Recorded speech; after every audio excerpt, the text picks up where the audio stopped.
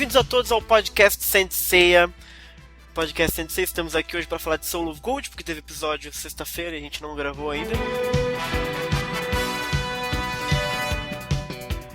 Antes de qualquer coisa, podcast Saint Seiya você pode encontrar-nos no facebook.com/podcast Saint Seiya e no soundcloud.com/podcast Saint Seiya também. A gente posta lá os áudios direitinhos. No Twitter, podcast CDZ, @podcast CDZ, pra conversar comigo, basicamente. Fico lá falando besteira e dando retweet nos japoneses. E nós também temos um fórum de interpretação de cavaleiros, que você pode jogar RPG com a gente. cdz.com.br/sse. Dito isto, estou hoje aqui com o Brunão. Brunão, tudo bem contigo? Tudo tranquilo, brother. Boa noite, pessoal. Boa noite, queridos ouvintes. Entornou o caldo aí, Brunão, esse episódio? O que você achou aí, rapidinho? Eu achei divertido. Divertido. Com os mesmos problemas de sempre, mas continuo me divertindo. Lá do Sul, fazendo café, Nicole, tudo bem contigo? Oi, tudo bem, gente? Boa noite. E aí, esse episódio aí, melhorou, piorou, entornou? Como é que ficou? Eu curti, cara. Curtiu? Eu sou muito fã desse negócio pra não curtir. Apesar de todos os problemas de animação e tudo mais, eu achei massa, E o Alan da Taizan Saint Seiya, tudo bem contigo, Alan? E aí, pessoal, tudo bem? Boa noite, bom dia, boa tarde, né? Pra quem estiver ouvindo. Relativo, né? Relativo. E esse episódio aí, Alan, no geralzinho, você achou que deu uma sargada no caldo? Rapaz, pra mim foi um episódio nota 7, eu diria. Pra mim, mas já? Não sei. Pra mim eu já digo logo. Ela já nota já. 7 de 8 ou 7 de 10? 7 de 10. Ok, pra saber. Pra mim não foi assim, né? Não foi. Não? Pra mim foi um pouco menos do que eu esperava e ao mesmo tempo não foi um desastre total, mas enfim. Depois a gente vai comentar. Com certeza. Eu comentei, né, nos últimos podcasts que eu achava que esse episódio era o episódio que tudo ia começar a degringolar. E eu não acho que degringolou, mas acho que começou a salgar um pouquinho, assim. Começou a ficar meio... Pera lá, não sei o que lá. E vamos comentar então esse episódio aí que pra mim ficou esquisito.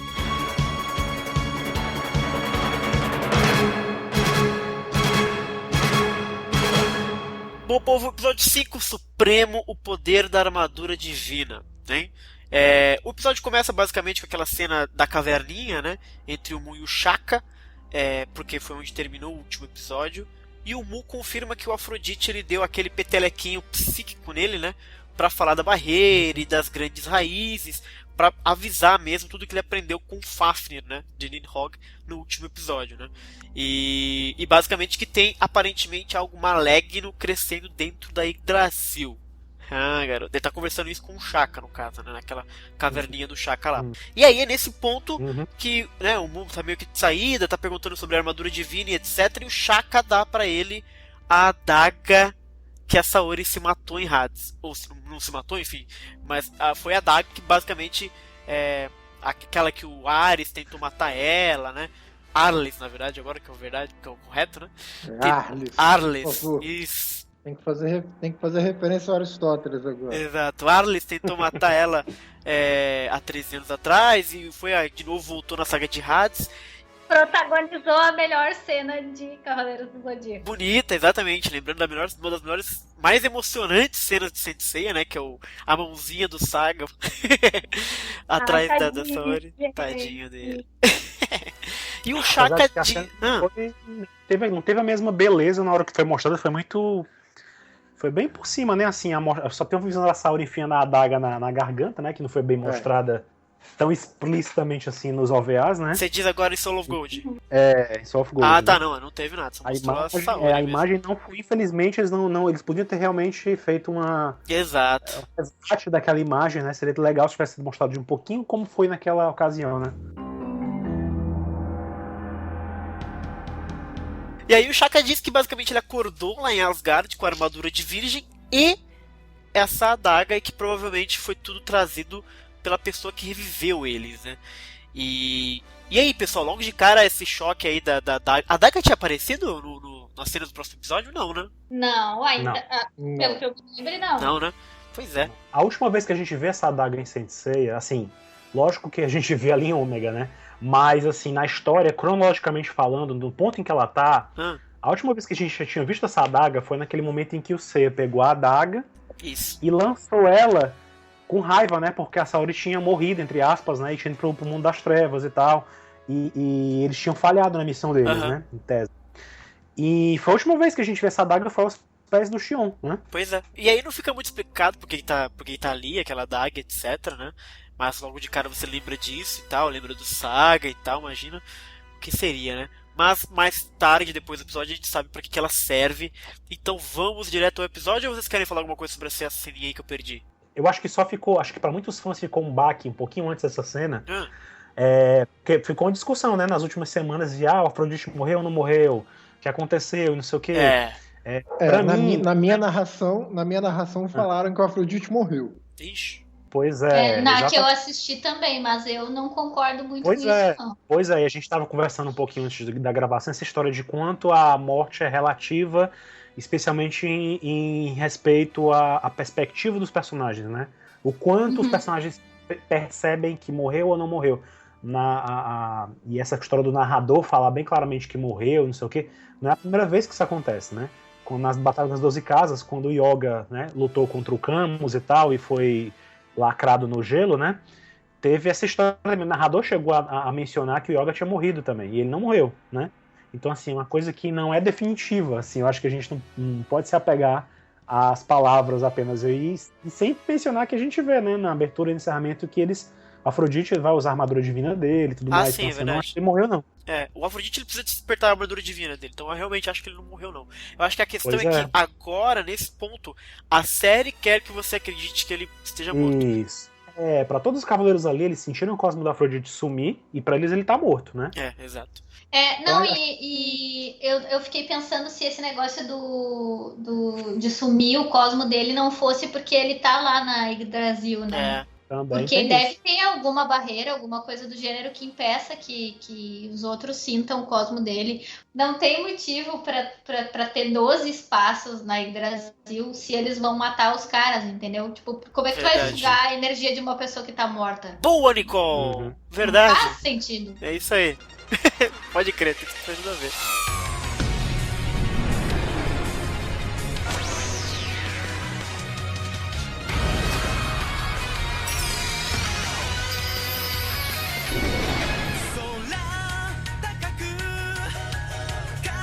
E aí, senhores, começamos o episódio com a Ioria e a Lífia chegandinho já numa das grandes raízes, né? Garitoruto. E aí tá os dois chegando numa delas, Aldebaran e Doku chegando numa outra e o Miro sozinho também chegando, né? E aí começa essa parada do Mu falar telepaticamente com todo mundo de Asgard, né?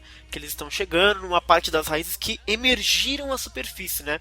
Talvez não seja exatamente a puta de uma raiz bizarra, mas é o que foi um pouquinho pra superfície que eles podem quebrar a barreira lá, né? E a única forma de destruir é usando a armadura divina, que é o poder supremo dentro das armaduras quando o cosmo atinge seu limite máximo. Aí já tem o meu primeiro probleminha com o episódio.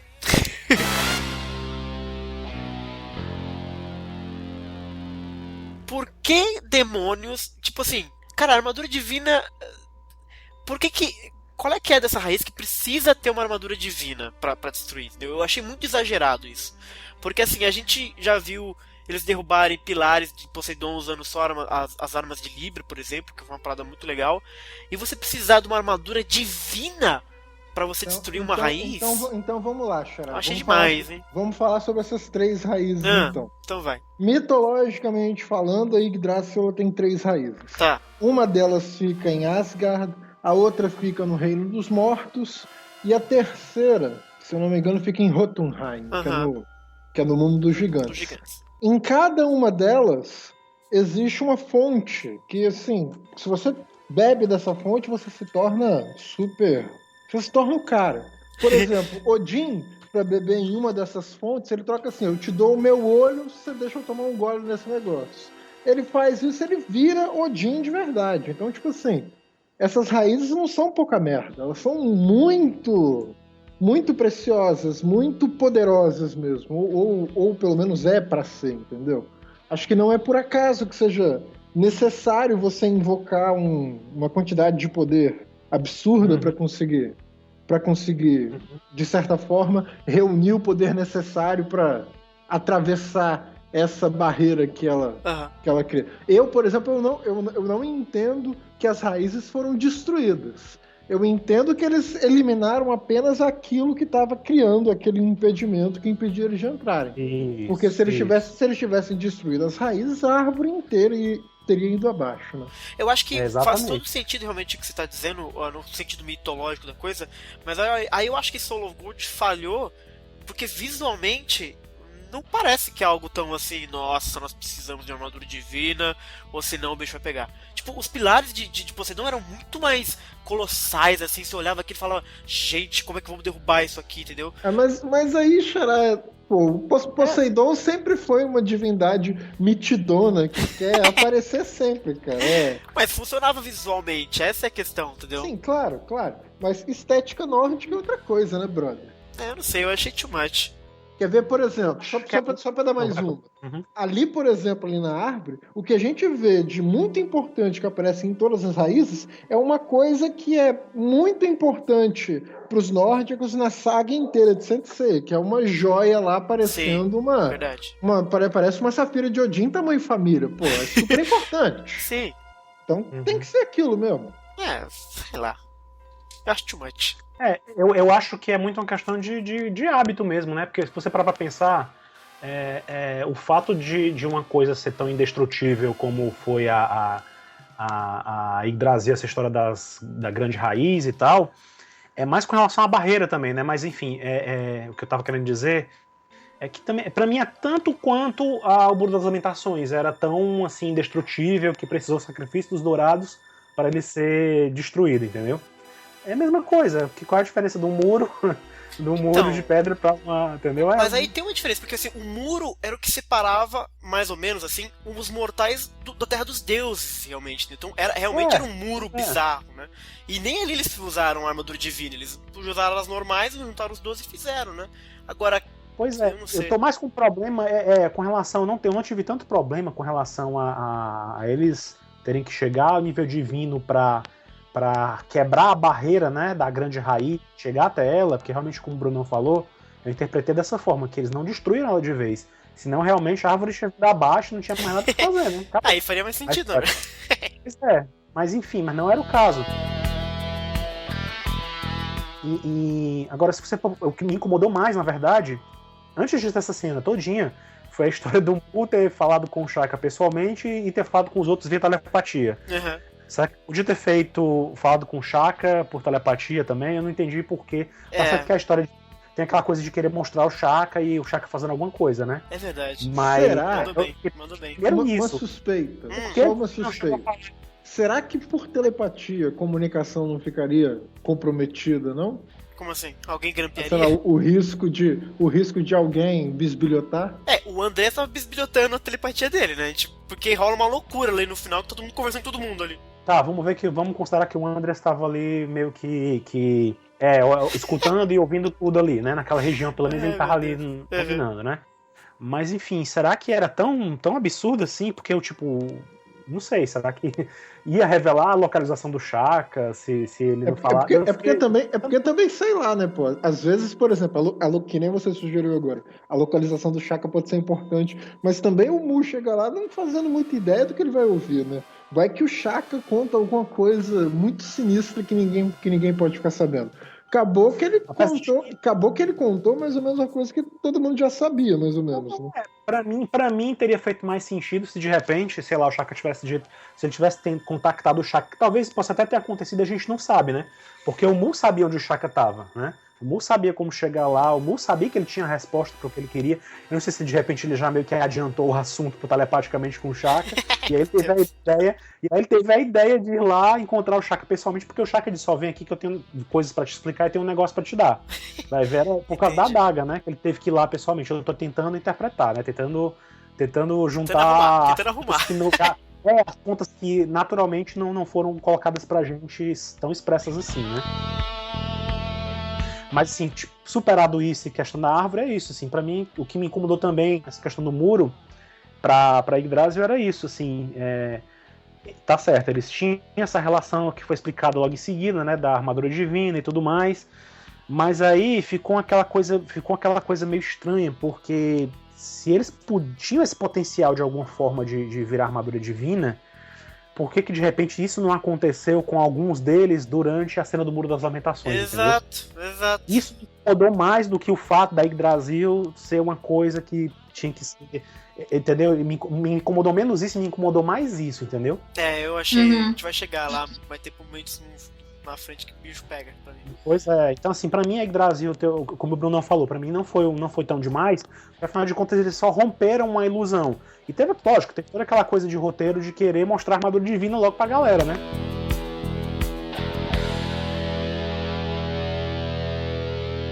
Passado isso, né, ele explica isso direitinho, e aí é quando o Ayoria percebe que foi isso que aconteceu com ele, né, que a armadura dele mudou, o Doku disse que isso aconteceu com o Aldebaran também, e aí já corta, a gente vê na verdade o Andreas observando o Afrodite, né, ou aquela grande estrutura com 12 lugarzinhos assim, e no meio admirando a criatura mais bela do mundo, aparentemente. Exato.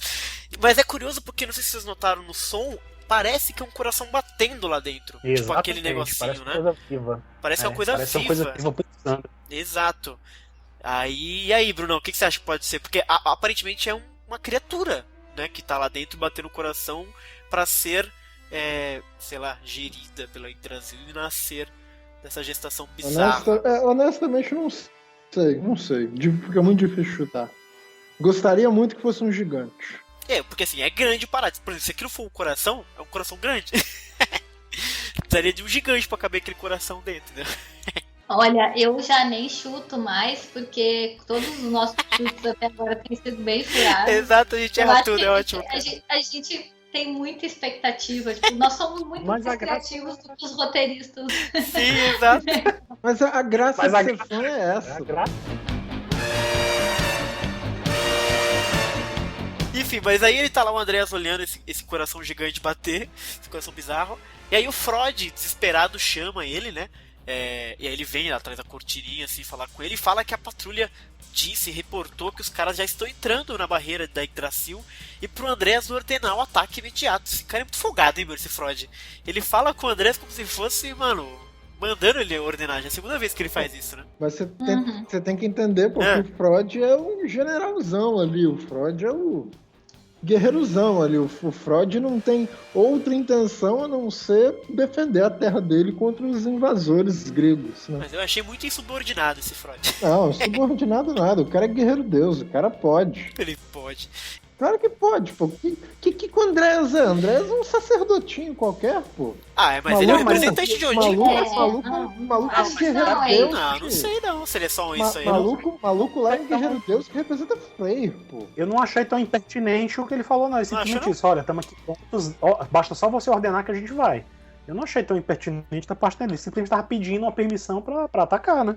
É aquela velha fórmula de ter um cara que se acha ultra foda e que, tipo, não vamos dar bola pra isso aqui, porque isso aqui a gente consegue controlar. Só que nesse caso, eu acho que o Andreas tem mesmo controle sobre o que ele tá fazendo. Não é simplesmente eu tô aqui desconsiderando esses babacas, porque eles são, sabe? Eu acho que ele tem noção, até porque ele sabe que eles têm esse problema com ter revivido, eles não estão com os poderes deles todos no seu máximo, tinha o lance da barreira, então acho que tem muitas coisas a favor dos guerreiros deuses e do Andrés. Então acho que não é nenhuma questão de achar que pura e simplesmente sou foda e te esculacho mesmo. É uma constatação verídica, assim, sobre o que tá acontecendo. Sim. Até porque ele chegou ali, tipo, o Afrodite tava ultra foda e ele regaçou o Afrodite, não quis nem saber. Então, acho que... E ele deu uma cagada pro Freud um pouquinho, o Freud tá todo desesperadinho, ordena o ataque logo, mas ele tá super tranquilo, não, relaxa aí que vai começar um espetáculo emocionante que não vai ser perda de tempo observar. Então ele realmente tá super pleno do que vai acontecer, ele sabe de tudo mais ou menos, aparentemente, do que vai acontecer.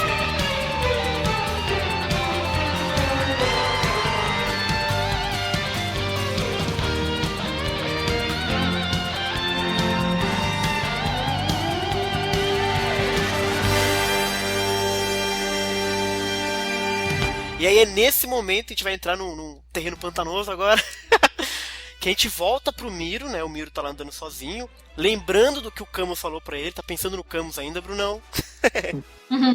Brunão, é você que Quando é que eles não pensam claro, no Camus?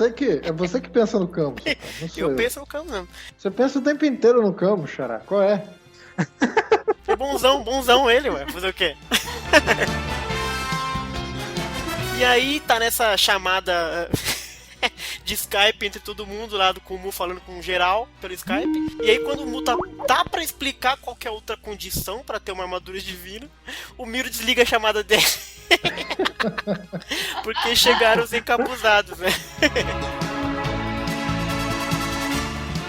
E aí chega um encapuzado pro Miro, 2 pro Aldebaran e pro Doko, e um outro encapuzado lá pro Aioria, né? Pro Aioria e pra Lífia. E aí, amigos, todas aquelas teorias maravilhosas que a gente fez no último capítulo, Foram a gente nunca passou tão longe que dessa vez.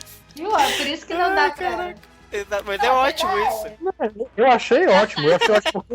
Eu achei ótimo porque é chato quando a coisa começa a ficar super previsível. E aí o Miro, né? O Miro ele já sai atacando o bicho dele encapuzado, né? E é engraçado porque ele usa restrição, né? Só que ele usa restrição com a mesma animação da Agulha Escarlate. Eu fiquei mega, tipo, deu conflito na cabeça, sabe? Quando ele faz uma coisa e diz outra. Nem pra fazer diferente, pô. Anima direito essa porra. O dinheiro tá curto, né? É, pagando com coxinha, dizem, né?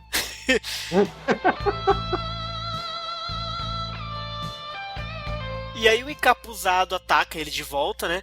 E o Miro percebe que os 15 pontos do corpo dele foi congelado. E aí era o Yoga encapuzado. E já revela o Shun pro Aldebaran. O Doko ataca o escudo do Shiryu. E o Seiya dá no Aioria. E aí, amigos... Nessa hora aí eu confesso que... O que você achou, Nicole? Eu não sei se vocês conhecem o Sr. Donizildo. Era um personagenzinho de um site besta lá. Certo. Tem uma animaçãozinha que tipo o coração dele para por 5 segundos, assim. Aquilo era eu, assim. 5 segundos, assim. Baixou, assim.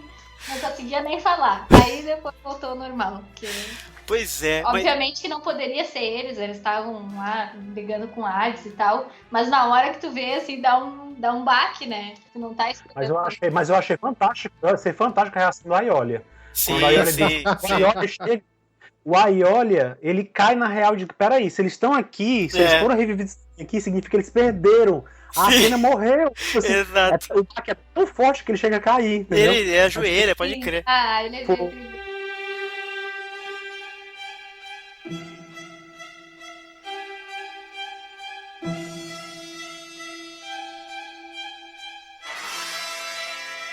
Pois é, eu achei essa parte do Aioria super legal também, mas na real eu achei uma merda, na verdade, os bronzeados aparecerem, cara. Eu achei horroroso, velho. Primeiro que eles estão mal desenhados, eu achei um fanservice desnecessário demais. Eu não gostei mesmo deles aparecidos, assim. É legal essa parte do Aioria, mas... Eu discordo com você, Xará. Eu acho que primeiro, eu acho que ficou muito legal por causa da explicação que eles dão pra aparecer esse negócio. Então, acho que eles deveriam até ter radicalizado isso, eu já vou falar sobre isso. Mas, assim, acho que faz muito sentido. Acho que fez muito sentido aparecer isso, considerando a explicação que eles deram. Considerando que eles vieram revividos lá do Hades, eu acho que, na verdade, o certo, se é que tem algum certo, seria que todos tivessem tido a mesma reação que o Aioria teve. Sim. Quer dizer, de chegar àquela constatação, pô, se eles estão aqui, então ferrou, a gente morreu à toa. Sei lá. Aparentemente, só o Aioria bundão, então. Eu achei a reação do Aioria super interessante, porque no mundo do absurdo que eles estão vivendo, do fato que eles morreram e voltaram em Asgard, tudo pro Aioria é possível, entendeu? Então, assim, o Aioria foi esse... O Aioria pensou, poxa, realmente aconteceu isso. Só que, enfim, você tem que ver que, sei lá, de repente os outros não estavam muito preocupados com isso no momento, ou então estavam todos interligados entre si, e um sacou, entendeu? Eu achei... pode ser também. Eu achei bizarro. Como eles estavam na ligação lá... essa ligação, mano, para... que a Lífia, ela chama a atenção do Aioria, né? Que o Aioria tá lá chateado, porque ele acha que perderam tudo, né? E ela que chama a atenção do Aioria que, na verdade, aquilo tudo, Brunão, é fruto do inverno de Fimbul que faz eles verem ilusões. E as palavras delas é um labirinto que aparece em volta da árvore para desviar os que tentam chegar até ela. E aí, nos dê aí a ficha técnica do inverno de Fimbul. Vamos lá, então. Vamos lá, que esse é um fenômeno bastante legal, assim, que vai dar pra gente entender algumas coisas sobre Saint Seiya, por exemplo, entender por que diabos... por exemplo, o que aconteceria se a Hilda e a trupe dela parassem de fazer aquelas orações deles lá? Dá pra gente ter uma boa ideia disso.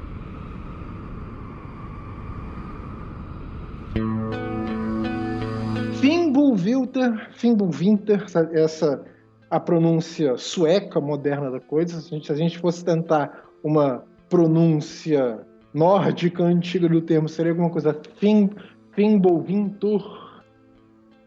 Significa literalmente grande inverno. Fimbul significa grande. Winter, inverno. Então, um grande inverno. É um fenômeno que ele aparece escrito nas Edas Poéticas, na versão em prosa das Edas Poéticas, como um inverno que precede o Ragnarok. Tentem imaginar assim, uma calma antes da tempestade, só que é uma calma totalmente calamitosa. Assim. Os caras falam que é um inverno... Acabou o verão, não tem mais verão, vai ser inverno para sempre, até o fim do mundo. E quando isso começa, assim, os laços familiares param de fazer qualquer sentido. Pai começa a matar filho, filho começa a matar pai, irmão começa a matar irmão, e isso vai até o fim do mundo. Para vocês terem uma ideia de quão brutal é esse inverno, assim, nas Edas Poéticas, o Odin pergunta para um gigante assim, quantos humanos vão sobreviver a esse inverno? O cara fala assim, 2. Então, assim, é um inverno que a vida literalmente acaba. E aqui começam as coisas legais, assim. É bem capaz, é muito possível que esse inverno tenha se tornado essa figura mitológica, tenha sido o cara que contou essa história, tenha sido influenciado por eventos reais que aconteceram por volta de no século VI, 535, 536. Em 1991, aconteceu um fenômeno muito similar, porque um vulcão entra em erupção nas Filipinas e isso cria uma camada de poeira na atmosfera que bloqueia a entrada da luz do Sol. Então o resultado foi que a temperatura no planeta baixou de 2 a 3 graus, assim, uma queda brusca de temperatura no mundo inteiro. Coisa semelhante teria acontecido lá no passado. Ninguém sabe dizer se foi por causa de uma erupção vulcânica ou se foi porque um meteoro caiu na Terra, alguma coisa assim. Mas existem evidências científicas que apontam que por um momento existia uma névoa de poeira muito intensa no céu, a ponto de você ter historiadores bizantinos escrevendo que, houve um ano que o Sol não chegava direito na gente, que a gente não... Parecia que o Sol estava num constante eclipse. E se você for observar fenômenos que aconteceram em outras partes do mundo, por exemplo, assim, através da história, assim, a gente registra lá na região da Escócia, assim, rolaram quebra de safra. Na China, nevou em pleno verão. Uma civilização asteca, na verdade uma civilização que precede a civilização asteca, é uma civilização chamada, deixa eu lembrar como... Teotihuacan, é um palavrão bastante difícil de pronunciar. Rolou uma seca gigantesca lá que acabou com aquele povo e dos restos deles nasceram os astecas. Então, tipo assim, foi um fenômeno que marcou o mundo inteiro, não foi um negócio assim só restrito ao mundo nórdico lá. Se vocês quiserem imaginar então o que acontece se a trupe da Hilda lá parar de fazer aquela reza deles, é mais ou menos isso que acontece. E uma coisa que eu achei, assim, já fora disso, uma coisa que eu achei muito legal, assim, muito legal mesmo, que eu acho que faz sentido, é eles terem associado essa coisa do inverno, desse grande inverno, com a coisa da ilusão. Porque se vocês um dia tiverem a chance de conversar com montanhistas, de ler relatos de pessoal que tenta... pessoal que sobe montanha, que precisa sobreviver ao frio e tal, uma das coisas que eles falam muito é sobre como que o frio é ilusório, no sentido de que ele tá te matando e você não percebe que ele tá te matando. Os caras falam assim, você não pode dormir, porque menor vacilo você morre, porque os caras falam que o frio ele tem uma coisa, ele funciona que nem morfina. Você se sente super relaxado, super tranquilo, quando na verdade você tá virando um saco de osso morto. Então o frio tem essa coisa mesmo de fazer a gente perder completamente a noção da realidade.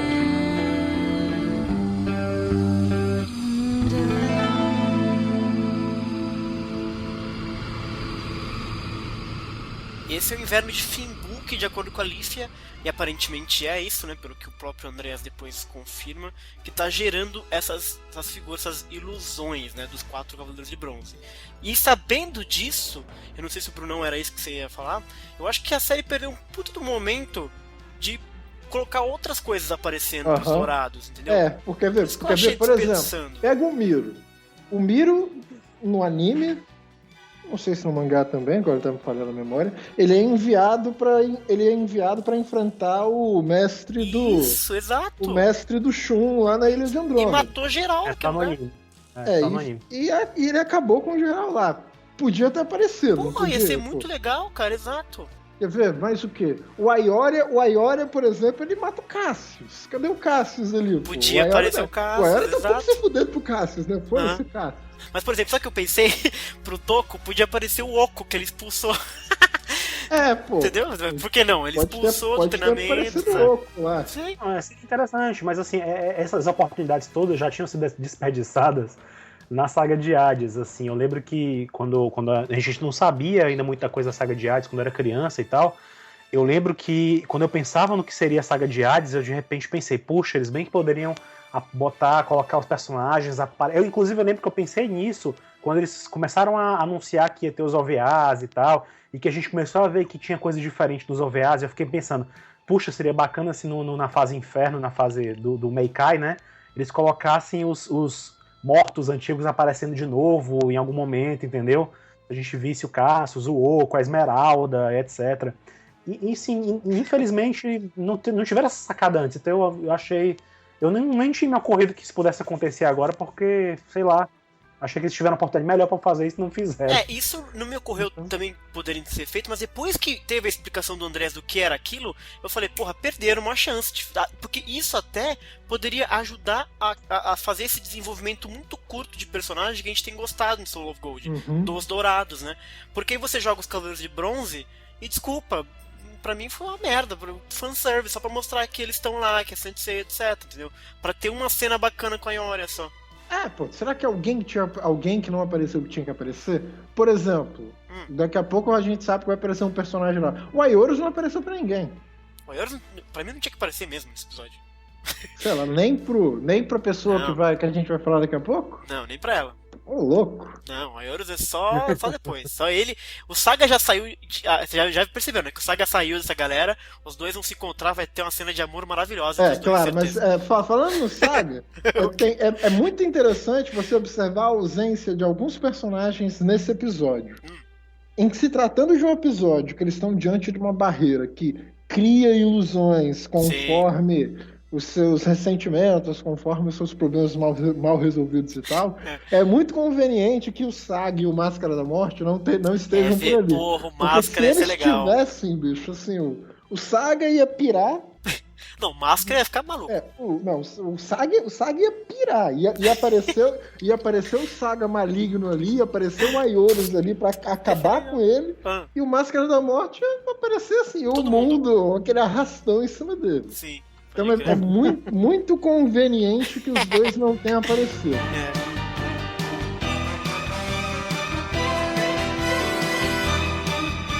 Aí segue o episódio, e aí acontece uma parada que eu tenho um probleminha um pouquinho com isso. a Leaf explica, né, pro Iori que aquilo era essa parada toda de Finbu, que era ilusão, etc. Aí o Aldebaran se surpreende que é uma ilusão. Aí eu pensei, mas caralho, ele escutou a Leaf falando com a Iori? Que porra de canal aberto é esse? Tá todo mundo falando com todo mundo. Eu achei isso muito mal feito, cara. Se o Mu tava falando pra todos eles ao mesmo tempo que tava acontecendo, de repente todos eles ficaram conectados naquele momento ali atrás do Mu. Eu achei a muleta narrativa muito preguiçosa, velho. Tudo bem, dá pra arranjar, desculpa, porque o Mu realmente abriu o canal pra todo mundo. Mas, cara, sabe, é muito bizarro, porque aí, tudo bem, o Aldebaran parece que escuta a Lífia, e mais depois você vai ver que o Andrés entra na conversa também. É uma loucura, cara, essa parada de como é que é? Poder psíquico. Telepatia, exato. Lembra do anime da Saga das 12 Casas? Aconteceu algo parecido também. O que ele fez? Quando o Doku, quando tava lá nos finalmente a luta contra o Saga e tal, e a Saori tinha sido salva, né? E o mestre ancião chama os Cavaleiros de Ouro e fala com todos ao mesmo tempo. E todos eles começam a conversar. Naquele momento. Verdade. Então, assim, é a primeira vez que isso acontece. Mas é o Cavaleiro de Ouro, né? Aí não a Lífia. Assim, não é a Lífia, mas é o Aiorion ouvindo a Lífia, né, pô? Mas é que ele não falou nada, entendeu? A Lífia que falou e aí o Aldebaran retrucou já. Ué? Mas não tem problema. Pra mim tem, cara. Eu achei meio mal feito isso.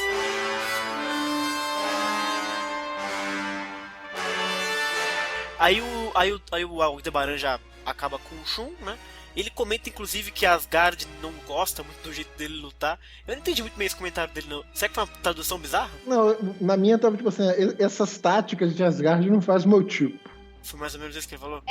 Foi o que tava na minha legenda também. Era tipo assim, essas formas de combate que se exigem em Asgard não combinam com a minha personalidade.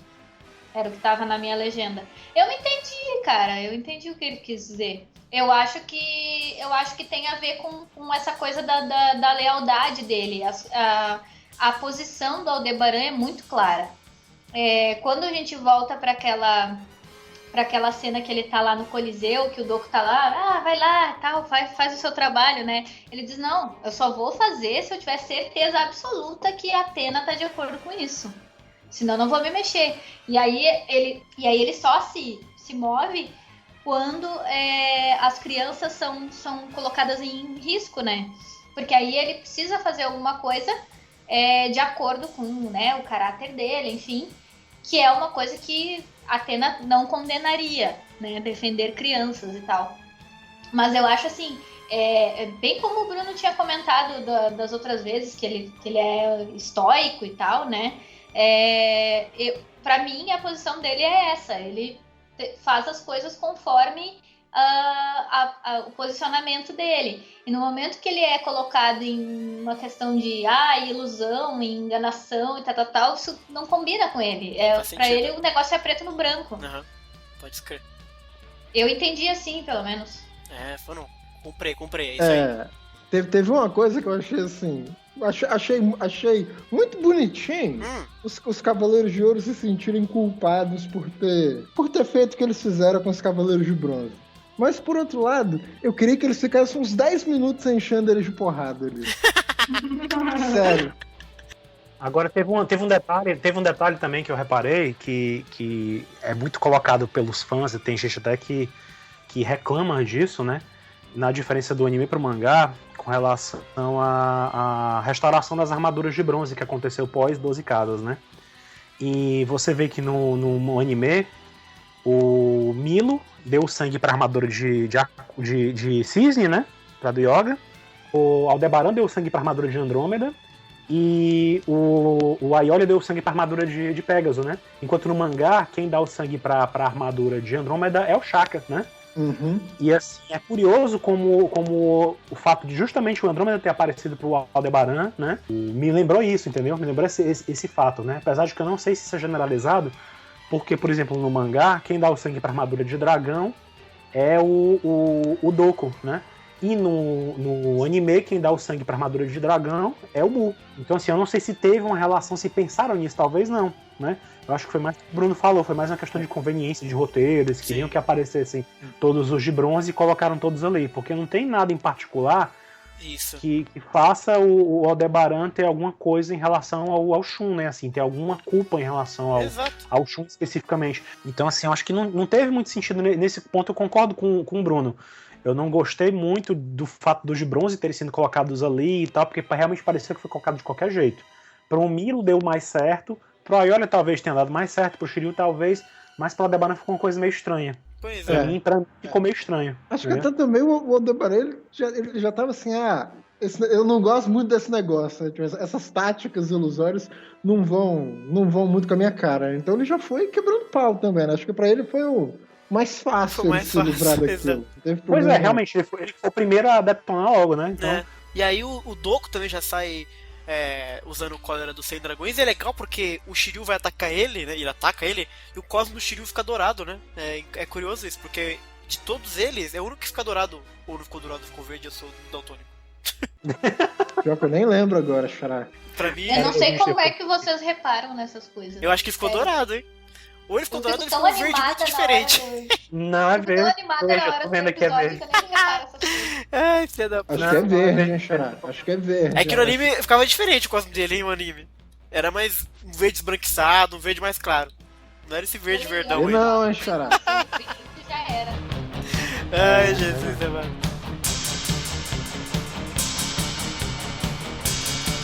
E aí, na hora do Ioria, dá um jeito na ilusão dele, que é o Seiya, né? Ele diz que é mancada, né? O Andreas fica brincando com eles assim, etc.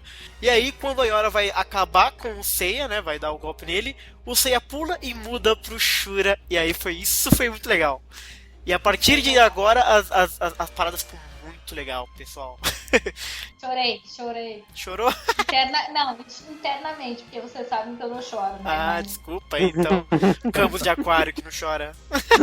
Eu sei, nesse ponto eu Vê que ele chora. Eu vou ter que concordar que eu sou meio Camus mesmo. Mas a minha reação foi chorar. Eu fiquei assim. Já o Bruno não, o Bruno é chorão assim, pra caramba. Eu sou chorão pra caramba, mas a minha reação foi: ô louco! Eu fiquei assim também. Curti. E aí o Shura falso, né? Ele usa a Excalibur. E aí o Ioria pega as Excalibur com a mão, dá aquela cortadinha básica na mão. Vimos sangues em Soul of Gold, finalmente. E aí começa a porradaria entre os dois ali, né, cara?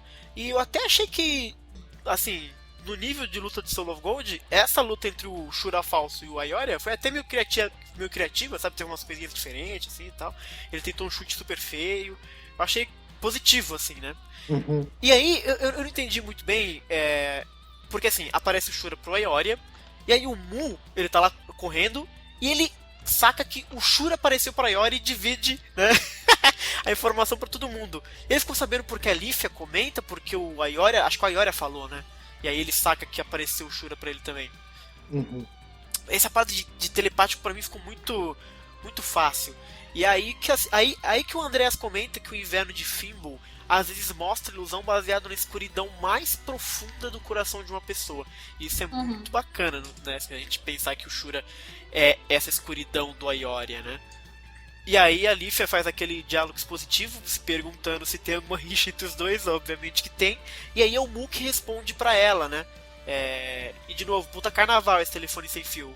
O Andreas fala, a Lífia escuta... Deixa eu falar uma coisa sobre a palavra telepatia, pra ver se te ajuda a resolver essa coisa do telefone sem fio. Patos, pro grego, se refere a coisas que a gente sente. Assim, patos em grego significa literalmente sofrer.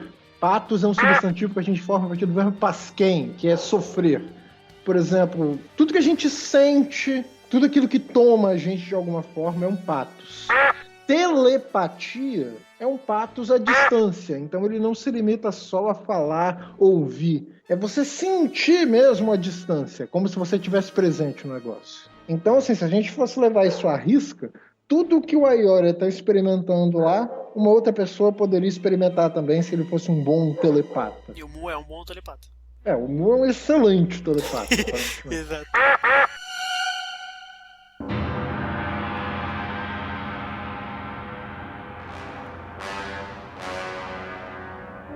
E aí o Mu, no caso, explica, né? Que na verdade o Shura foi quem matou a Ioros, toda aquela história, e aí rola retconzinho de 12 anos atrás, que é muito legal, povo. Muito bacana. E o engraçado é que a Lífia fica assim, oh meu Deus, o que foi isso? Como pode? Exato. Como isso é possível? E aí a gente vê aquela cena do Aioros pulando da torre, né? Que não quebra, como no clássico, infelizmente, podia ter feito quebrar, pelo menos, né? E aparece a silhueta do Mestre Arles, super bacana, gostei. Cabelo cinzão. Exato, achei legal, achei bacana. E mostra o Churinha. Ai, cara, que dor no coração com aquele Churinha olhando pro Aiorinha, assim, ó. Mas é um Churinha que dá pra você aceitar, entendeu? Porque às vezes rola aquelas... O Alan posta, às vezes, a imagem dos Cavaleiros de Ouro criança, eu acho aquilo bizarro. Esse Shura, ele tá um Churinha aceitável, sabe? Um Churinha jovenzinho, de fato e tal. Mas não é aquela criancinha com a armadura pequenininha, assim, sabe? O meu problema é o seguinte. É um Churinha criancinha contra o Aioruzão, né? O Aiorus tá ferido, né, cara? Mas ainda é um Churinha contra o Aioruzão, né? Pois na verdade, isso aí, eu nunca concordei com essas idades supostas dos cavaleiros. Cara, isso é tão bizarro. Meio bizarro, mas de qualquer jeito... Não, é totalmente bizarro, cara. É totalmente bizarro. Olha só, o Saga tem 30, tá ligado? E os moleques têm 20 anos. É absurdo isso.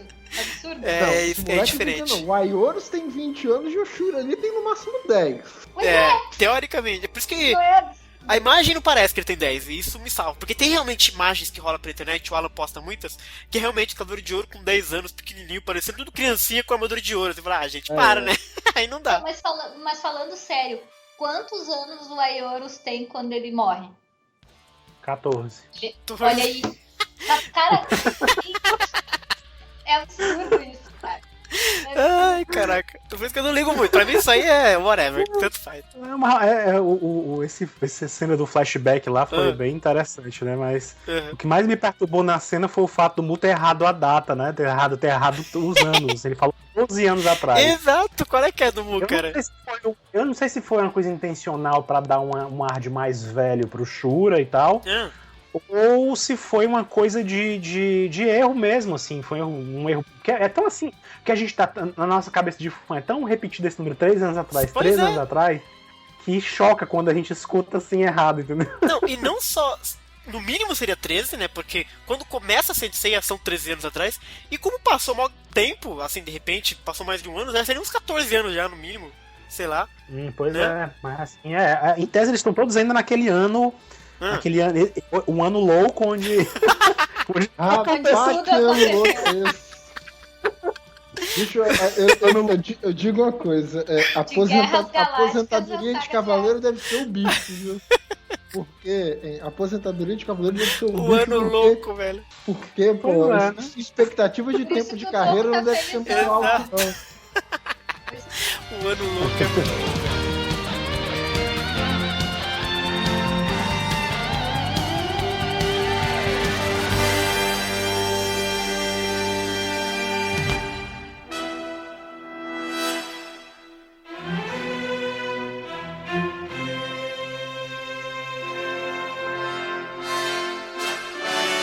Mas enfim, a gente vê esse retconzinho, na verdade a gente só vê primeiro o Grande Mestre passando, né, a ordem pro Churinha, né, e aí a Lífia comenta mais ou menos que o Aiora não conseguiu superar aquilo, por isso que o Shura tava ali pra ele, e o Aiora dá uma rebatida dizendo que sempre entendeu o que o Shura tinha feito, que tava seguindo ordem, que era um cavaleiro de Atene, etc. E o Andreas, ouvindo, né, esse puta de Skype aberto todo mundo, comenta que o Aiora tava tentando... Você pensa. Acreditando nisso, mas dentro do coração dele parece diferente, que aquilo que ele continua a existir e se alimentar dele, né? Eu acho que o Andreas falou aquilo pra ele mesmo, assim. Acho que eles não ouviram o que o Andreas tava falando, não. Acho que ele só tava só ouvindo ali, observando, assistindo o Big Brother dele lá, e observando, e aí ele pensou com ele mesmo, você pensa que me engana, mas tá aí, ó, o Shura apareceu, não é porque não é tão assim, não é tão simples pra você como você tá me dizendo, não. Exato, fingindo. E isso é bem legal, né? Porque realmente faz sentido, né? Ele ainda ter.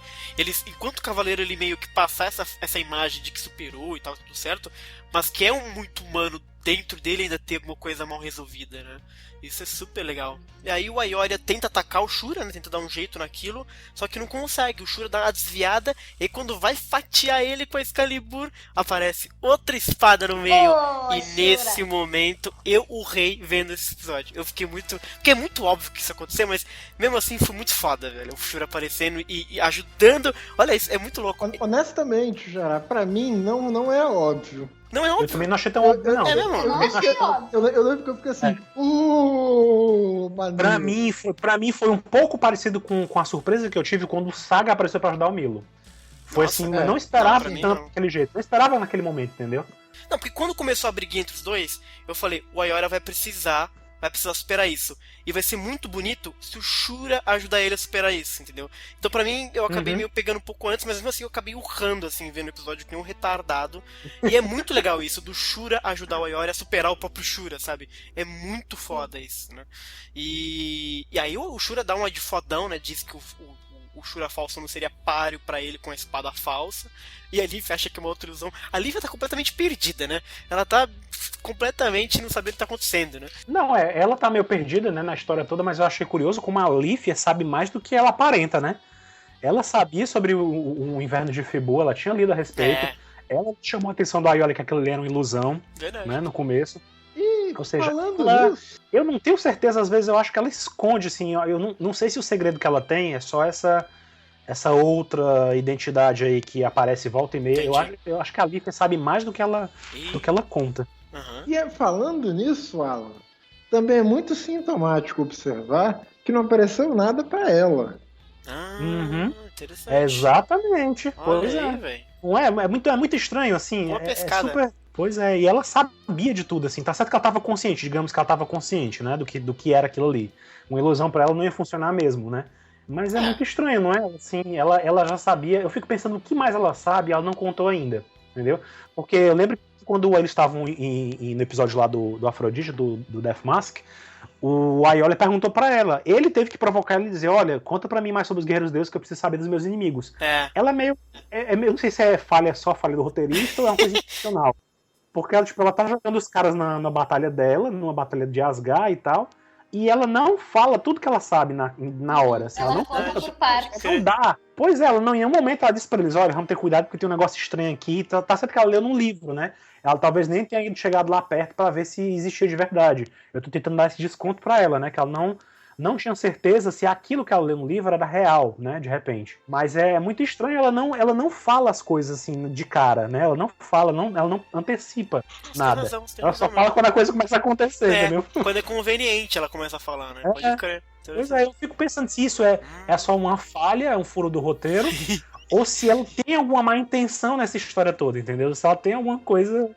Ou também pode ser Cavaleiro de Ouro Cavernoso que não pergunta nada, né? Tem lá uma mulher que sabe tudo de cultura nórdica, assim, mas vou perguntar nada pra você, vou sair andando, o que aparecer no meio do caminho eu quebro uma porrada e no fim das contas vai ficar tudo salvo. O Ayoria perguntou, né, um pouquinho, mas realmente, se ele perguntou, ela poderia já ter falado antes, esse é o ponto, né? Eles já estavam dispostos a ir até a Yggdrasil, ela podia ter dito pra todo mundo, pessoal, pelo menos pra ela, pro Mu e pro Ayoria que estavam naquele momento juntos, né, no episódio, no segundo episódio, ela podia ter chegado e dito, pessoal, eu tô sabendo que lá é mais ou menos assim e tal, não sei o que vai ser lá, mas se preparem. Enquanto isso, no Shura contra o Shura, o Shura de verdade ele ataca com uma Excalibur super bacana. Eu adoro a Excalibur, cara. A Excalibur é um golpe muito bacana, mesmo sendo muito básico, mas ele é super legal, cara. E aí não funciona, que corta no meio a ilusão, corta no meio, só que ela continua vindo, né?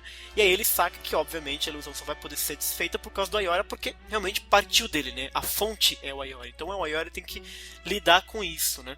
E nesse momento, o Shura usa o golpe mais bizarro de todos os Cavaleiros de Ouro, que é o Pedra Saltitante, cara. Tipo, é muito específico esse golpe, cara. Ele tem que botar os dois pés no sovaco do outro pra funcionar. Tipo, é muito específico o que ele precisa fazer, sabe? Tipo, mas enfim, aí ele consegue fazer. Taca lá o Shura de falso pro ar, né? Encoxa ele pelas costas. Que eu vi muito engraçado na internet, que o Shura é o único cara que encoxa a si mesmo. Os memes do Facebook. Os memes são muito bons, cara.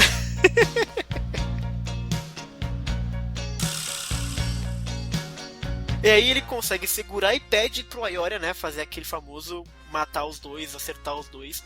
Só que o Ayoria tá hesitante porque ele vai acabar ferindo também o Shura nessa parada.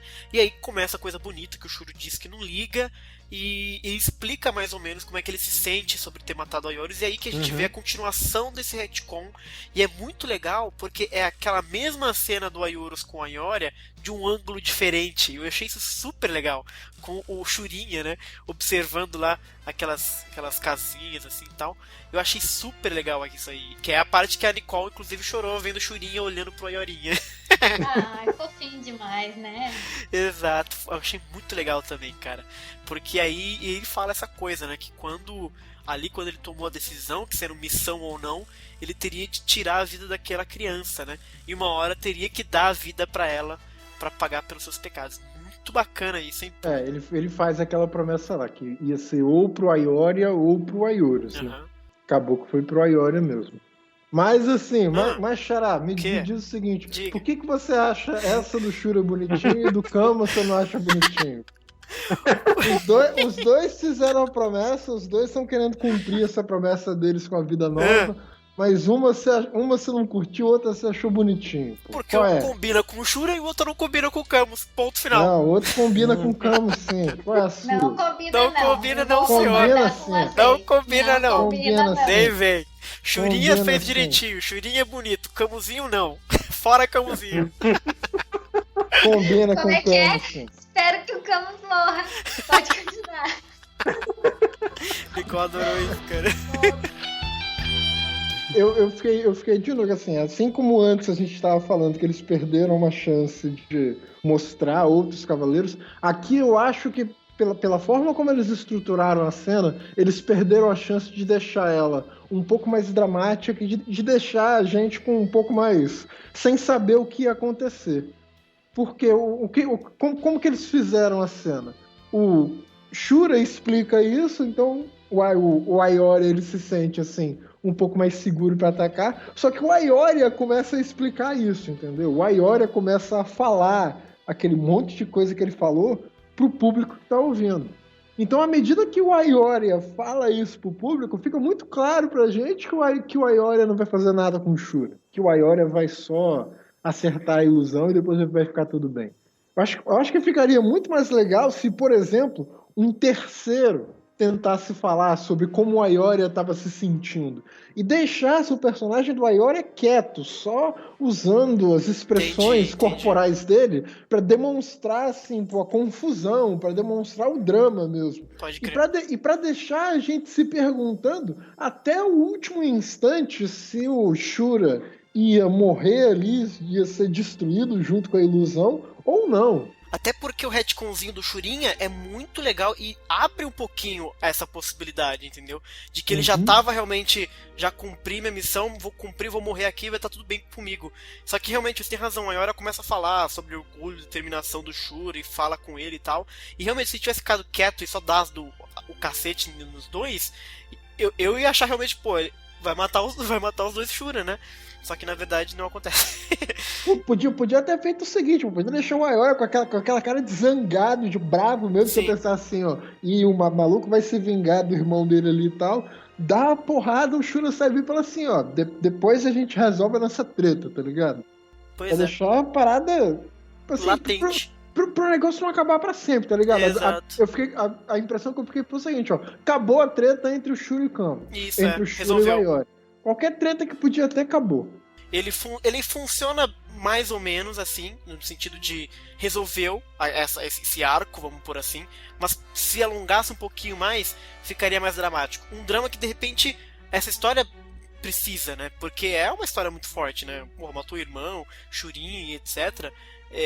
Ela funciona fechando o arco agora, mas seria mais legal realmente se estender, eu concordo, realmente. Mas é isso que acontece, o Aioria volta o Shura fala tudo isso pra ele, sobre essa questão de dar a vida pra ele, só que o Aioria diz que o orgulho, a determinação do Shura como cavaleiro ressoa da mesma maneira no cosmo dele, né? E aí é quando ele ataca e destrói só o Shura falso.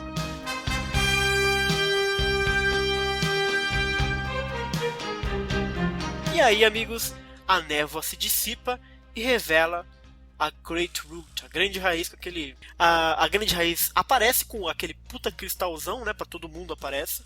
E o cristal já começa a sugar o cosmo, né? Do Aldebaran e do Doko.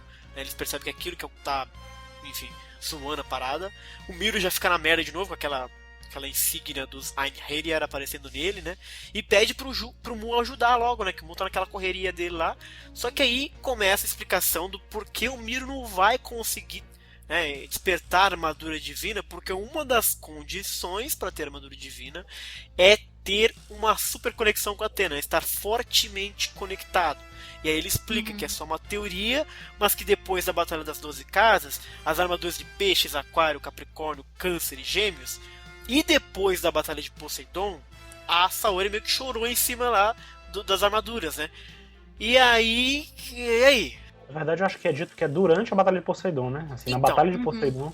Na legenda que eu vi era isso, era na Batalha de Poseidon. Então me explica primeiro essa coisa do touro. Em que ponto a Saori chorou em cima da armadura de touro e por que ela chorou em cima da armadura de touro? Pois é, isso gera uma confusão com os fãs. Primeiro, no sentido de que isso remete logo àquela lembrança que os fãs têm do mangá, de que o Aldebaran, né, lutou com o Sorrento e aí em tese teria morrido, né?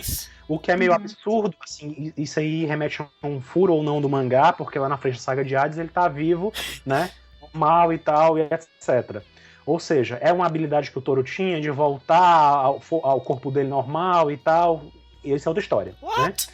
Isso é outra história, que a gente pode discutir em outro momento. Essa questão do Aldebaran e a saga de Poseidon e a luta dele com o Sorrento é outra história. Mas essa fala de Poseidon remeteu muito a esse momento, da luta do Aldebaran com o Sorrento e tal. Em tese, teria sido isso. Só que a gente tem que lembrar que esse anime é o universo do anime. Exato. Entendeu? E outra coisa, mais uma vez aquela questão de a perspectiva que as coisas têm para os personagens, né? Lembrando que, para eles, né, o que aconteceu na saga de Asgard, e até um nível macro para nós também, né? O que aconteceu em Asgard é um prólogo da saga de Poseidon.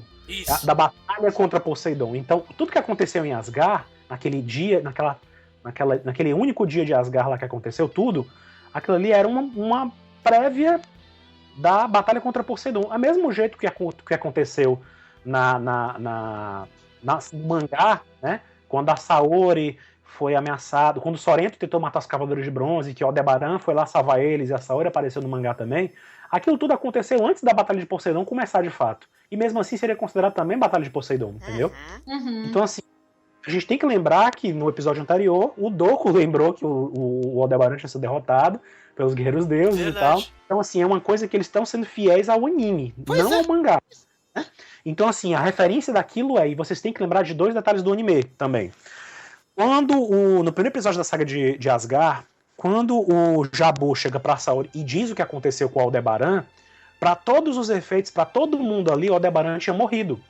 Todo mundo achava que o Aldebaran tinha morrido. Acontece aquele ataque do Shido, a Saori reúne os cavaleiros e ela acorda com eles o seguinte: o Yoga vai até Asgard pra ver o que tá acontecendo e o Tio vai até a China, vai até Rosan pra falar com o mestre dele. O Ikki desaparece, vai embora do nada e os outros cavaleiros ficam lá com ela, né? O Shun e o Seiya. Mas o que aconteceu nesse tempo entre o ataque do Shido e a ida da Saori pra Asgard? Aconteceram alguns dias aí, entendeu? Dias o suficiente pro Yoga ir até Asgard, se infiltrar, ser capturado, ser torturado, encontrar Freya e a Freya pedir ajuda dele e salvar ele e tirar ele do calabouço, entendeu? Eles dois saíram do calabouço. Entendeu? Ou seja, aconteceu um lapso de tempo aí que não é dito no anime. Não é muito citado no anime, entendeu? Então eu acho que é muito plausível pensar que a Saori nesse meio tempo foi até o santuário, né? Foi até lá o santuário, até porque ela tem que de alguma forma estar ciente de que os Cavaleiros de Ouro vão estar lá nas 12 casas protegendo lá e que está acontecendo alguma coisa em Asgard e que eles não sabiam até então o que era, né? Que poderia ser. Sabe-se que tinha um inimigo lá que tentou matar a Saori e que esse inimigo tinha matado, entre aspas, o Aldebaran, né? Mais uma vez a história da percepção do que os personagens sabiam ou não, né? Enfim, a Saori foi até o santuário. Nesse momento, ciente que o Aldebaran teria morrido, deve ter chorado em cima da armadura dele, né? Deve ter lamentado a morte dele. Nem que logo em seguida alguém tenha dito: ei, peraí, ele não morreu, não, ele tá ali vivo. Bom. Nem que tenha acontecido.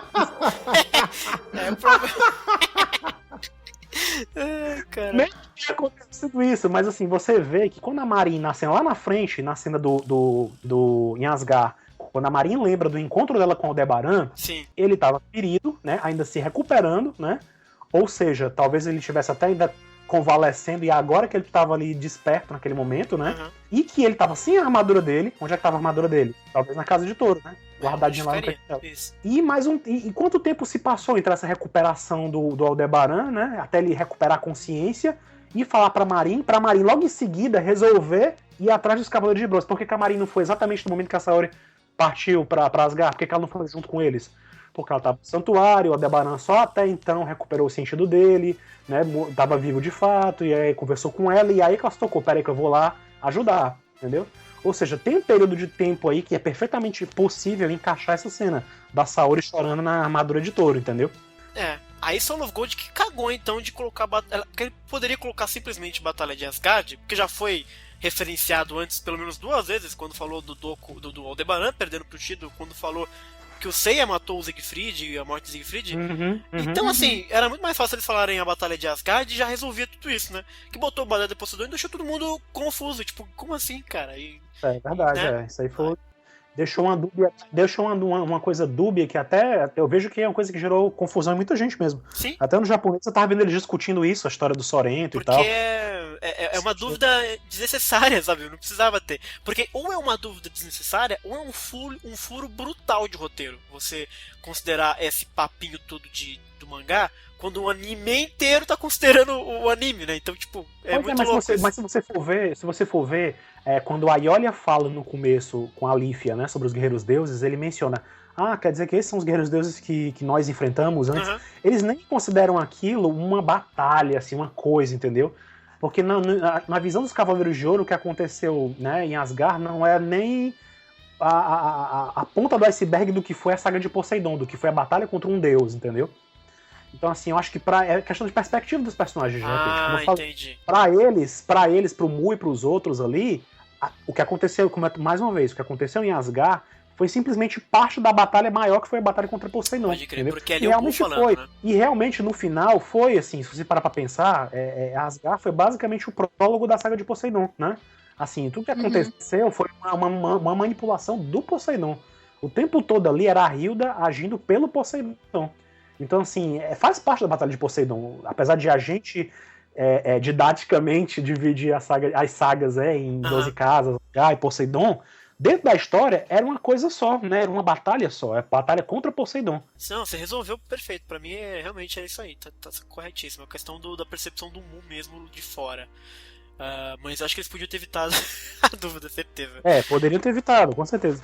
Mas tá aí, de repente, eles foram até mais fiéis ao personagem, porque como saiu da boca do personagem, né, faz sentido. Porque quando o Sigmund, por exemplo, cita a Batalha de Asgard, faz sentido, porque da percepção deles, de fato, foi uma batalha na terra deles, etc. Né? Agora, pra eles foi uma coisa terrível, né? Pro Mu que tava lá na Grécia, enfim, não fazendo nada.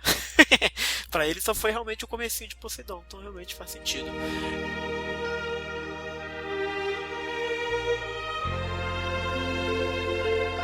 E aí mostra que explica isso das armaduras, né? E a questão do Aioria ter ganho a armadura divina é por causa do pingente. E aí mostra um outro retconzinho, que é a Saori dando pra ele um presente, que eu até achei isso super legal. A Saori, que como se ela tivesse guardado desde a época que o Aioria tinha salvo ela, etc. Que tudo bem que a gente não viu nunca aquilo, mas que a gente não via no Aioria na série clássica, porque a Saori não tinha dado ainda pra ela, pra ele, né? E aí ela dá quando acaba as 12 casas, etc. Uma lembrança do irmão. Eu achei isso tão bonito que pra mim, tudo bem, o retcon que não existia antigamente, entendeu? Pra mim é assim, quando o retcon é bom, ele funciona. E foi uma cena muito legal você ver os dourados todos ajoelhados na frente da Saori e tal. Exatamente. Essa foi mais legal da cena pra mim do que o fato de ela ter entregue a ponta de flecha, como muita gente chama, né? A ponta de flecha. Eu vi muita gente falando ponta de flecha, Mas de certa forma, né? Eu achei muito mais legal aquele momento de reunião pós-12 casas deles ali, né? Diante da Atena e tal. Achei muito mais legal do que a cena do pendante em si, né? Entendi. E achei legal porque a gente viu Mitsumasa de novo, né? A gente viu flashback, mostrou Mitsumasa de novo, a cena, mais uma versão mais uma versão de como foi a entrega da Saori pro Mitsumasa, né? Lost do Legend of Sanctuary, já teve do clássico, mangá, episódio G, tem uma versãozinha aí. Pra cada pessoa ele conta uma história diferente, essa é a questão. E aí, nisso tudo, né, com essa explicação mirabolante do Mu, que é a teoria do Mu, que a Saori saiu chorando todo mundo e aí rola isso, a armadura de Escorpião não teve essa conexão com a Athena, não só de Escorpião, mas a Division, por exemplo, também não, a própria do Mu também não, e entre outras, e aí não ia rolar. E aí cai por terra aquela nossa teoria, vocês não acham que cai não? Que de repente outro deus tava por trás fazendo isso acontecer? Pois é, aí que tá. A gente tá considerando a história, a palavra da teoria do Mu, né? O Mu disse claramente que foi uma teoria, ele não sabe se é exatamente esse o motivo, né? E aí eu já tiro uma liberdade poética, eu acho essa teoria do Mu uma merda.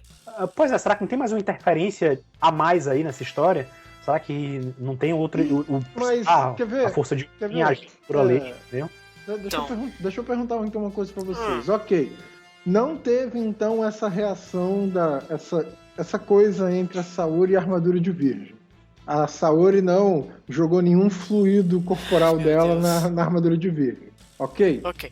Não é esse o caso? Isso. Né? Como que o Shaka então poderia saber dessas tretas todas, contar isso pro Mu e o Mu contar isso pra todos? Ué, ele sabia que a Saori não chorou em cima dele. Ele sabia que a Saori chorou em todo mundo e ele ligou. Bom, ela okay. Chorou na armadura do Aldebaran e chorou na armadura, sei lá, qualquer outro, na de Câncer, por exemplo. E aí ele começou a montar, né?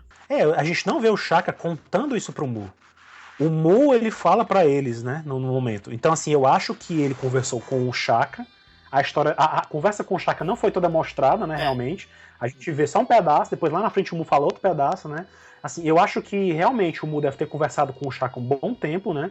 E aí eles devem ter chegado nesse entendimento, entendeu? De que, se a armadura divina aconteceu...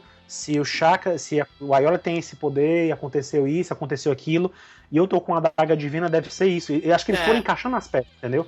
Eu não acho que o Shaka tenha esse entendimento. Pois é, assim, de repente faz sentido. De repente, quem quer que tenha feito isso com eles, mandar eles pra Asgard, mandou juntar a adaga de propósito, pra dar aquela ajuda, entendeu? De alguma forma. Porque saberia que, de repente, alguns não poderiam, nessa regrinha que eles criaram, não poderia ter armadura divina, mas com a adaga conseguiria. Que é o caso do Miro, por exemplo. Então a regra é o seguinte, a armadura divina só vai rolar se tiver uma conexão fortemente com a Athena, ponto. Algumas tem porque ela chorou em cima. Não, ponto não, pera aí. Primeira condição, você tem que chegar o seu cosmo até o limite. Tá, tudo bem, isso. E segunda condição, tem que ter tido algum tipo de relação um pouco mais profunda com a Athena, seja sangue, choro, sei lá. Isso, aí, mais ou menos, essa é a teoria do Mu, e é isso que o episódio nos faz acreditar, porque o Miro só desperta quando ele tá com a adaga que tá embebedada lá do sangue da Athena, ok? Embebida, desculpa. E aí, meu problema é, regra número 2, achei merda, primeiro eu achei ruim tudo, porque pra mim, a Athena não ia ter muita influência nessa saga, entendeu? Então ia ficar um pouquinho distante, e quem fazia as armaduras divinas acontecerem era essa entidade qualquer, não precisava nem ter ligação com a Athena. Porque, assim, se tem essa porra dessa ligação e os caras conseguem por causa disso, então, de novo, o Alan tá certo. Por que isso nunca aconteceu antes? Número 2. Que porra é essa de chorar em cima e funcionar como se fosse sangue? Porque a ideia do sangue é uma parada tão forte em Saint Seiya. Inclusive, o JP, que é um amigo meu que comenta isso comigo, ele fala isso pra mim, que eu nunca tinha reparado, mas... como o sangue ele é importante em Saint Seiya. O sangue, você precisa doar o sangue para as armaduras voltarem à vida. Os dourados dão sangue para as armaduras e as armaduras ficam douradas em determinado momento em Poseidon. O sangue de um deus ele é uma parada super pura que faz as armaduras virarem divinas. Então eu achei um absurdo as armaduras virarem divinas porque ela chorou em cima. É fluido, tudo bem, etc. Mas era tão forte a imagem do sangue, da coisa do sangue, é essa coisa... até mitológica dentro do universo de Saint Seiya, do sangue e como isso conecta com as armaduras, que eles reduzirem isso ao fato dela ter chorado em cima, eu achei muito fraco isso. Eu não acho que seja simplesmente um fluido corpóreo da Athena que tem o poder de fazer isso. Eu acredito que tenha a vontade dela imbuída naquele ato ali. Tanto é que em Lost Canvas, quando o tema desperta a armadura divina dele no mundo dos sonhos e tal, tem uma coisa de ter sido atribuído isso àquela correntinha de flores que ele tem, entendeu? Nós ficamos a merda, a gente não consegue. Pois, que é uma coisa Xará, que... por favor, Xará. Deixa de ser hate. Xará. Controle-se. Então, tem essa coisa de não é só uma questão do sangue, é uma questão também na vontade também, entendeu? Lógico, o sangue é o meio mais fácil de repente, né? Porque sangue é vida e etc. Mais ou menos. Mas assim, se ela teve algum tipo de intenção, de qualquer forma lá, em qualquer tipo de pensamento para os Cavaleiros de Ouro e etc e tal, quando chorou e tal, aquilo estabeleceu uma conexão, né? Aquilo estabeleceu uma conexão. Por isso que eu acho que o episódio foi bem emblemático em dizer que tinha que ter alguma relação profunda com a Athena, entendeu? Tipo assim, se a Athena tivesse dado a bênção naquele momento, entendeu?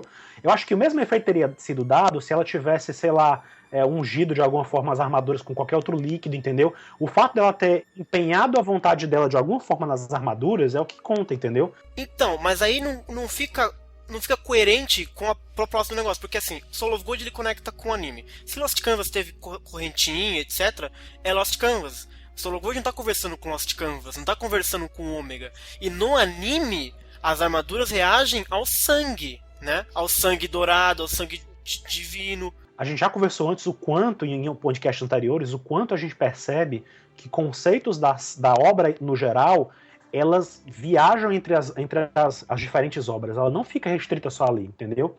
Existem coisas que perpassam Lost Canvas, existem coisas que perpassam Sentia Show, existem coisas que perpassam o episódio G. A história da adaga é um exemplo disso. A importância que a adaga teve na história toda ganhou uma proporção maior a partir do episódio G. E isso foi explorado a mais em Ômega, entendeu?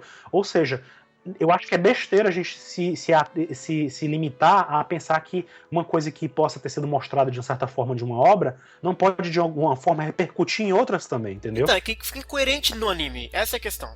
Porque se esse anime tá conectando com um anime clássico... Não acho, Xará, não acho. Honestamente, eu não acho. Acho que diminui muito a força do argumento do sangue, entendeu? Eu não questiono o negócio de sangue ou choro ou qualquer das coisas. Porque aí fica muito fácil você ter armadura divina. Eu questiono o seguinte, que foi o que tu comentou antes. Por que então eles não despertaram essas armaduras antes? Pra mim o ponto é esse. Eu acho que um deus é capaz de fazer milhares de coisas que outras pessoas não são capazes. Então, assim, ela pode usar o sangue dela, que é com certeza muito mais poderoso do que o dos demais, mas ela pode usar outras coisas também. Ela, inclusive, pode fazer alguma coisa por sua própria vontade. Não é muito o que a Saori faz, né? Ela sempre se deixa ser levada, ser sacrificada, coisas do gênero. Não, e o sangue. E outra coisa, ela selou Deus usando papelzinho, selinho com o nome dela escrito, entendeu? Ou seja, ela meio que abençoou aquele papel e colocou, né, também. Você vê que tem outras maneiras de ela manifestar. Mas são coisas específicas, né? Mas o negócio de despertar a armadura divina, pra mim, ele é um problema no momento em que tu diz, precisa ter contato com a Athena, tá, beleza, mas contato já tinha antes, então tem alguma outra coisa rolando aí. Porque se ela chora, o meu problema é com a força do argumento narrativo. O sangue, ele é um argumento narrativo muito forte, porque você precisa tirar o sangue de um deus, é uma parada muito bizarra. Agora, ela chorar em cima é uma parada que, foda-se que a Saori chorou em cima, sabe? Isso não me convence, isso não é forte pra mim, entendeu? Forte pra mim é ela perder sangue e o negócio cair em cima das armaduras deles, entendeu? E ele pode, de novo, ela pode fazer lá um tricôzinho e dar pro Seiya, ele vai ganhar armadura divina? Pode, eu concordo com vocês. Só que qual que é a força narrativa disso? Pra mim é muito, muito fraco, porque aí ela faz um pullover pra todo mundo e todo mundo ganha armadura divina, é muito fácil, entendeu? É claro, Xará, é claro, assim, nesse sentido eu até concordo com você. A gente podia pegar a Athena, colocar ela dentro de um recipiente, destilar ela e fazer assim um zilhão de armaduras divinas. E todo mundo ia ficar numa boa. Só que a gente não... A grande questão pra mim, que gera pra mim o problema, é o primeiro pré-requisito.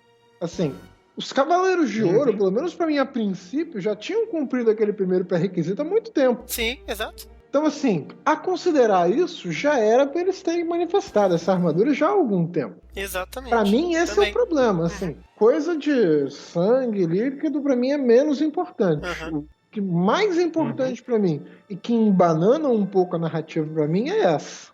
E aquela ideia do Deus externo, né, resolveria isso. O grande problema pra mim não é a segunda condição, é a primeira. Sim. E a primeira condição, praticamente todos ali já cumpriram. Pô. O Shaka, por exemplo, já cumpriu, o Saga já cumpriu.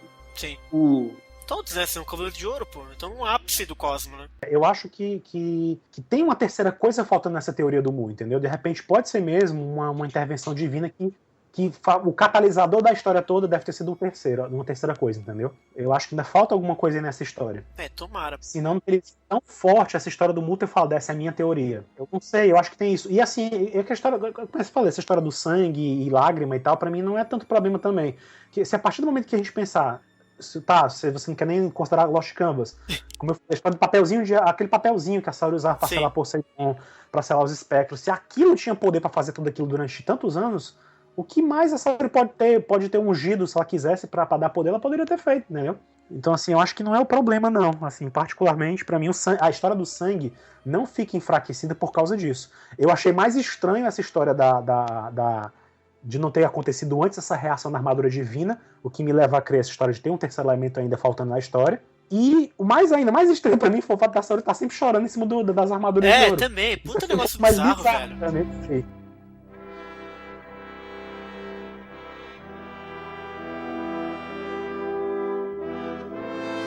Enfim, a gente falou tudo isso porque, na verdade, o Mu explica isso pro Miro, que o Miro não pode, né? E aí ele basicamente, o Miro então teleporta logo essa adaga logo, que eu vou fazer aqui. Só que o Mu tá naquela dele, de cauteloso. Não sei se você vai aguentar, o que vai acontecer e tal. Só que o Miro bate o pé e fala, não, mano, joga logo isso aqui, que já perdi uma vida uma vez, não interessa o que vai acontecer. Essa vida que deram pra mim foi de presente, então ficar me apegando a ela E aí, não cara, faz sentido. Desculpa, mas é um argumento de merda, de novo. Espera o cara chegar, velho. Não, que custa? Eu discordo de você. Ele chegou depois, ele demorou muito. O Miro foi balls to the walls ali. O Miro foi... Não, ele foi. O Miro pediu, eu acho ok. Agora o Mu devia ter sido o Mu e ficar, não, cala a boca aí, corta a ligação dele e espera eu chegar e eu chego e aí a gente faz tudo direitinho, entendeu? Agora, eu acho que foi acho que ela foi forçada pra matar o personagem. Matar, entre aspas, né, no caso. Criar esse dramalhão no final. Não, eu acho que foi pra criar o dramalhão, isso é óbvio. Então, claro. Só que eu acho que tá condizente com a personalidade do Miro. Ele é um cara impulsivo, ele faz as coisas que com certeza, dão na telha dele. Também acho, também acho. Só acho que o Mu podia ter sido um pouquinho mais... mas aí... Tinha tempo, não. O problema que eu tenho ali é o seguinte, eu até, por exemplo, assim, não tinha tempo pro Mu ser cuidadoso ali, porque tava rolando sugação de energia lá direto. Gente, não sei. Ok, isso tava bastante visível lá. Nem tanto, vai. O Mu podia teleportar a adaga dele pra lá, ou podia ele se teleportar pra lá. Cavaleiro de Ouro pro Rec aí. Isso foi que me pegou mais, assim. Só que daí eu fiquei pensando que talvez ele fosse gastar muito mais da energia dele pra ele se teleportar junto com a adaga, entendeu? Também é verdade. Eu acho que ele, tipo... ia ficar num ponto assim, tipo, vou morrer. Mas eu realmente acho que não tem essa emergência toda, não. Não, eu também fiquei com a impressão. O episódio nem passou que não tava tão emergente assim. Eles passaram o quê? Faz 5 dias que eles estão lá sendo sugados. Espera um minutinho a mais que o Mu já chega. Um minutinho na frente do negócio, né, Xará? Gente, os outros teriam destruir as outras duas e diminuir um pouquinho. Na boca do inferno ali. Dava distância um pouco, esperava, custava ser um pouco mais inteligente. Não dá, brother. Mas não dá. Porque assim, ele é desesperado, essa coisa, né? O Miro e tal, mas ele não pode ser burro, né, gente? Uma coisa é você ser... Eu acho que ele foi burro. Eu acho que ele foi condizente com a personalidade dele. Eu não sei, acho que tem um limite aí muito tênue entre a burrice, viu? Tem duas coisas aí. A primeira é que ele tá condizente com a personalidade. Desde o primeiro episódio que ele apareceu, ele tava assim, não vai lá porque não sei o quê. Foda-se, vou ir. O Cavaleiro do Foda-se, isso. Tá? É o Cavaleiro do Foda-se. Segundo, é que ele é o que mais está disposto a morrer de novo. Total. Pelos seus próprios ideais. Os outros estão ali, não, eu quero aproveitar, não, eu quero fazer não sei o quê. Não, ele tá, tipo assim, tem que resolver a parada e eu vou me jogar de qualquer jeito que for. Então, de novo, tá de acordo com a personalidade dele. E tem um terceiro ponto que me veio à cabeça agora. Deixa eu dar uma ideia nesse terceiro ponto. Talvez o Milo saiba que ele não vai morrer. Eita. Se o Milo sabe que ele não vai morrer, ele faz aquilo assim numa boa. E depois os caras ficam com a impressão de que ele morreu, porque as raízes da Yggdrasil catam ele, levam ele lá para o cu do Conde. Ele vai lá pro lugarzinho do lado do Afrodite, com certeza. Isso é certo que vai acontecer. Agora, eu fiquei mais com essa impressão, assim, de que o Mu poderia ter feito alguma coisa. Mas o Miro estava totalmente de acordo com a personalidade dele. Achei muito legal, inclusive, o que ele fez. E que foi bem assim condizente mesmo. Acho que nesse ponto específico a série acertou em cheio. O Mu é que poderia ter feito alguma coisa diferente. E aí, se a gente puder continuar, na verdade assim, aí o Miro convence, né, o Mu teleporta a adaga pra ele, e aí todo mundo queima o Cosmo absurdamente e a armadura divina aparece para os três, para o Miro, pro Aldebaran e pro Aioria. Eles soltam golpes super legais na árvore, ó, curti bastante os golpes que eles soltaram, tal. O André só observando também no Big Brother dele. E eles destroem tudo basicamente, né? Destroem, o Aldebaran percebe que parou de absorver o Cosmo, o Doku menciona que ele tá transbordando de energia. Aí eu pensei, bom, se ele tá transbordando de energia, eles vão dar um pau federal nesses guerreiros deuses agora, mas enfim, né? E aí os dois estão cansados, né? O Aldebaran e o Aioria estão sendo segurados ali pelo Shuri e pelo Doku, né? E aí o Miro, teoricamente, né, ele tá com aquelas marcas. Não tem o Camus, né, pra segurar ele. Não tem ninguém pra segurar ele, ele cai. O que o episódio nos faz acreditar é que ele morre, né? Ele diz agora, continuem vocês, cai, e a Yggdrasil enrola ele, e todo mundo vê que, né, cai lá a estrela cadente, todo mundo acha que ele morreu, o Mu chega e começa a chorar, um dramalhão. Só que, de novo, dois problemas pra mim. Primeiro, o Mu concordar com o Miro e entregar. Passado isso, tudo bem. Aí de novo ele vai morrer de estafa, gente. Eu não aguento esses caras morrendo de estafa, sério. Não aguento mais. Não dá.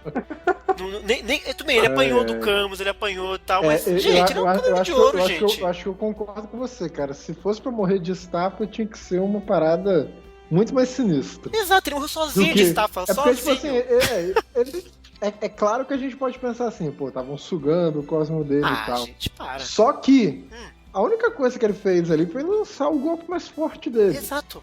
Só. Então, assim, eu não vejo como ele pode ter morrido de estafa.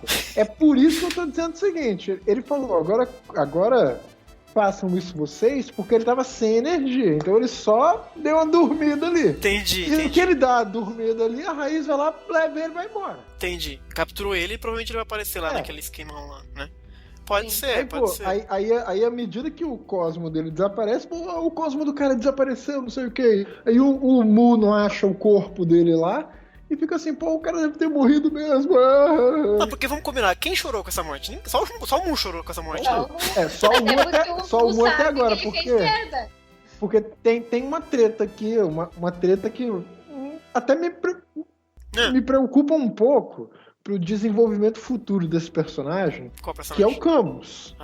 O melhor amigo do Camus morreu ali. O Camus deu aquela cagada, acho. Eu fiquei me perguntando assim, qual que vai ser o destino do Camus agora na série? Porque, em tese, o melhor amigo dele morreu ali. Eu achei, inclusive, que o Camus ia aparecer ali, aparar o Miro, e os dois iam ficar vivos e felizes pra sempre, entendeu?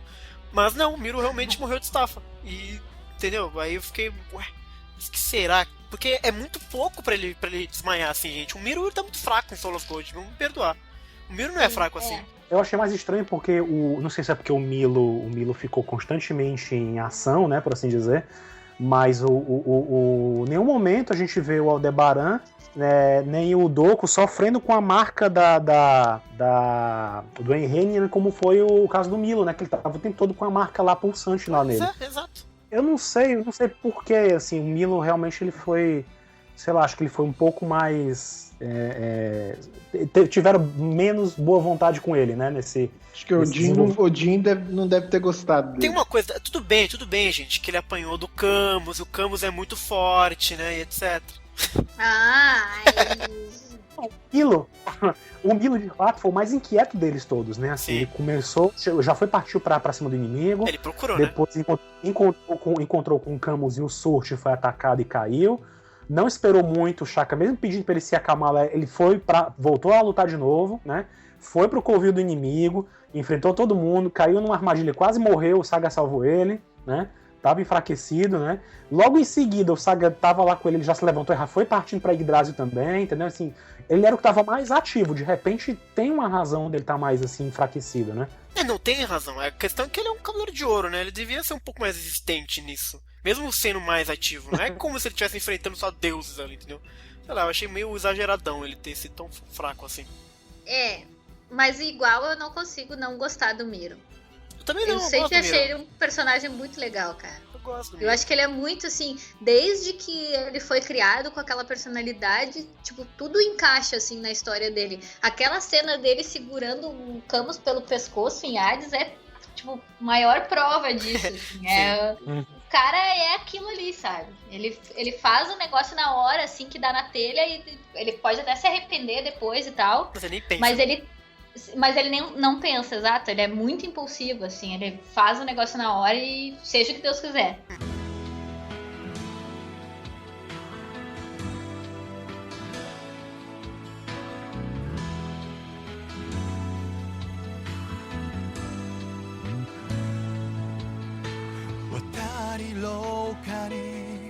E aí o episódio acaba com essa nota triste do Miro, que teoricamente morreu, porque o Mu chorou, e só ele chorou a morte do Miro.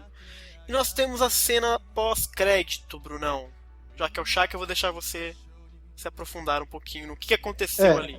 Agora é que são elas. O Shaka, ele tá se perguntando... Ele se pergunta, Atena, o que estaria acontecendo? Basicamente perguntando pro céu o que tá acontecendo. Então a gente tem um som, mais ou menos uma batida de coração, e um flashzinho dourado. É o peteleco psíquico, né? Muito semelhante ao flashzinho dourado que todos os outros Cavaleiros de Ouro veem quando o Camus e o Milo começam a lutar. A diferença é que esse flashzinho que aparece quando o Camus e o Milo começam a lutar é um flashzinho dourado e depois a coisa fica toda vermelha, escarlate, sangrenta, porque mais ou menos para ilustrar o combate que estava rolando. Esse aqui do Shaka foi só um brilhozinho dourado. E o Shaka, ele tem uma reação, assim, meio assustada, né? Ele abre os olhos, né? Uma reação, assim, digamos assim, inesperada, por assim dizer. O fato dele abrir os olhos é muito isso, né? A gente vê, a armadura de Virgem... Não só abrir os olhos, ele abre os olhos, ele levanta e ele põe a armadura. Exato. São três coisas porque aí. Convenhamos... Eu lembro na verdade, eu interpretei, eu vi a cena como se a armadura tivesse saído e ela equipou o Shaka. Eu não tive essa exata noção. Que foi por vontade dele que ele quis a armadura se levar e sair. Eu fiquei pensando assim, realmente, é que o cara é tão bundão que ele fica o tempo todo sentado naquela bosta daquela pedra. Na verdade, não. A armadura dele tem que dizer assim, vamos lá, cara. Tem que fazer começou. Vem com essa não. Quer ver? Deixa eu dar uma sugestão interpretativa.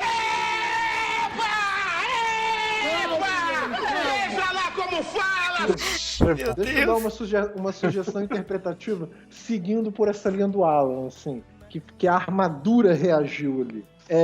A gente sabe que a armadura de virgem tá lá representando a própria figura da virgindade, né? Tem várias deusas gregas que são virgens. Algumas, assim, especulam que a virgem lá pode ser Eos, pode ser alguma outra divindade, mas não acharia estranho se a virgem lá pode ser a própria Atena também, não é verdade?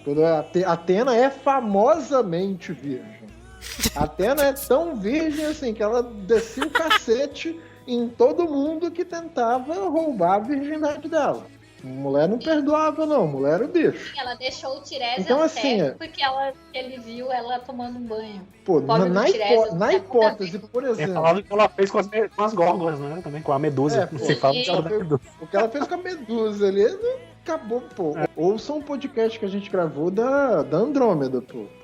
É por isso que eu detesto a Saori. Detesto. Eu prefiro, pelo menos, pessoalmente, eu prefiro uma tenona, amazonona, óbvio, bravona, né? Que dá uma porrada em todo mundo. Mas, enfim, se a gente for imaginar que digamos assim, a Athena respondeu a algum chamado assim do Shaka, dá pra gente pensar que a armadura reagindo ali é a Athena mandando alguma mensagem, dizendo pro Shaka fazer alguma coisa. E eu acho que é muito, muito condizente com o tipo de personagem do Shaka, ele esperar pra agir quando tem que agir mesmo. Não acho que ele é o bundão, assim, que nem a Nicole falou. Mas eu lembro no meio da semana que eu tava brincando assim, seja lá o que ele descobriu, tem que ser uma coisa muito grave, porque pra fazer um cara que curte deixar a bunda encostada no chão em meditação o tempo inteiro,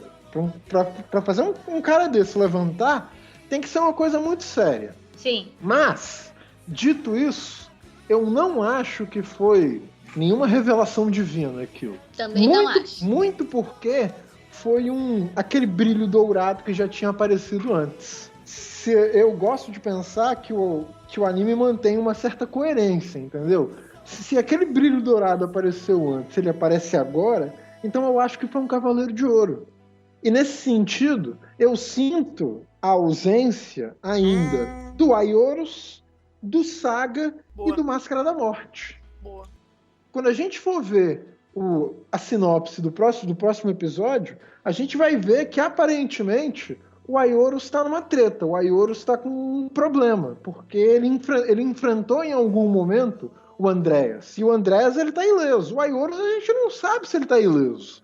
A gente não sabe o que aconteceu com o Aioros. Assim, o Aioros pode estar fudido, largado num canto, precisando de ajuda. Ou, às vezes, o Saga, que tá afastado de todo mundo, descobre alguma coisa que ele quer dividir com o Shaka. Pela mesma razão que o Mu quis ir perguntar pro Shaka, porque o Shaka aparentemente sabe das coisas. Então, dividiram naquele momento ali com o Shaka alguma coisa que, digamos assim, tão grave quanto essa treta que tá rolando agora com os Guerreiros Deuses e o Andréas. Alguma coisa, assim, muito grave fez o Shaka sair dali. E eu acho que quem tá dividindo isso com ele é algum outro Cavaleiro de Ouro. Faz sentido. Ou o Aioros, ou o Saga. A montagem dessa cena, ela é basicamente o Shaka, né? Ele comenta que, mesmo tendo uma segunda chance, 2 Cavaleiros de Ouro já tinham ido pro cacete, basicamente. Ele acha que morreram, né? E, na verdade, a gente mais ou menos sabe que não, porque a Afrodite tá lá naquela na escuridão, né? Isso, boa. E aí ele meio que tá conversando com a Athena e pergunta qual que é o real motivo, se ela estiver escutando, se chegar a voz dele, etc, lá até ela, onde tá. Qual o real motivo deles terem voltado à Terra. E aí é quando ele sente esse peteleco psíquico, que, como o Brunão falou, realmente ele é muito parecido com os outros petelecos que a gente já viu. O próprio, quando o Afrodite dá aquela coisinha no Mu, é muito semelhante também, essa coisa psíquica. E a montagem do episódio parece que, como ele tá se dirigindo a Athena, parece que ela responde de volta. Mas eu tô com o Brunão, parece que realmente pode ser o Aioros. Eu digo mais. É claro, chute de fã que fica pensando assim. Eu acho que é o Aioros.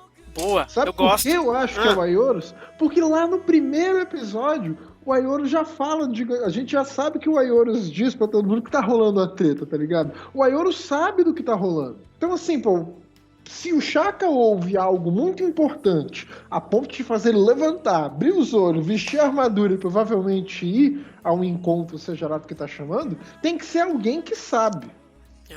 Sim. Então, assim, acho que é a chance muito grande de ser mesmo o Aioros que tá chamando ele pra eu gosto. ajudar ele. E eu acho que a chance é grande de o Saga também tá indo pro mesmo lugar. É claro, é tudo isso que a gente quer ver, né? A gente quer ver o Aioros e o Saga se encontrarem e aí rolar lavação de roupa suja, ou um beijando na boca do outro, assim, eu te perdoo, sei lá. Tem que rolar alguma treta entre eles. Amigos, posto isso, antes de a gente ir pra sinopse, vamos falar um pouquinho sobre esse episódio.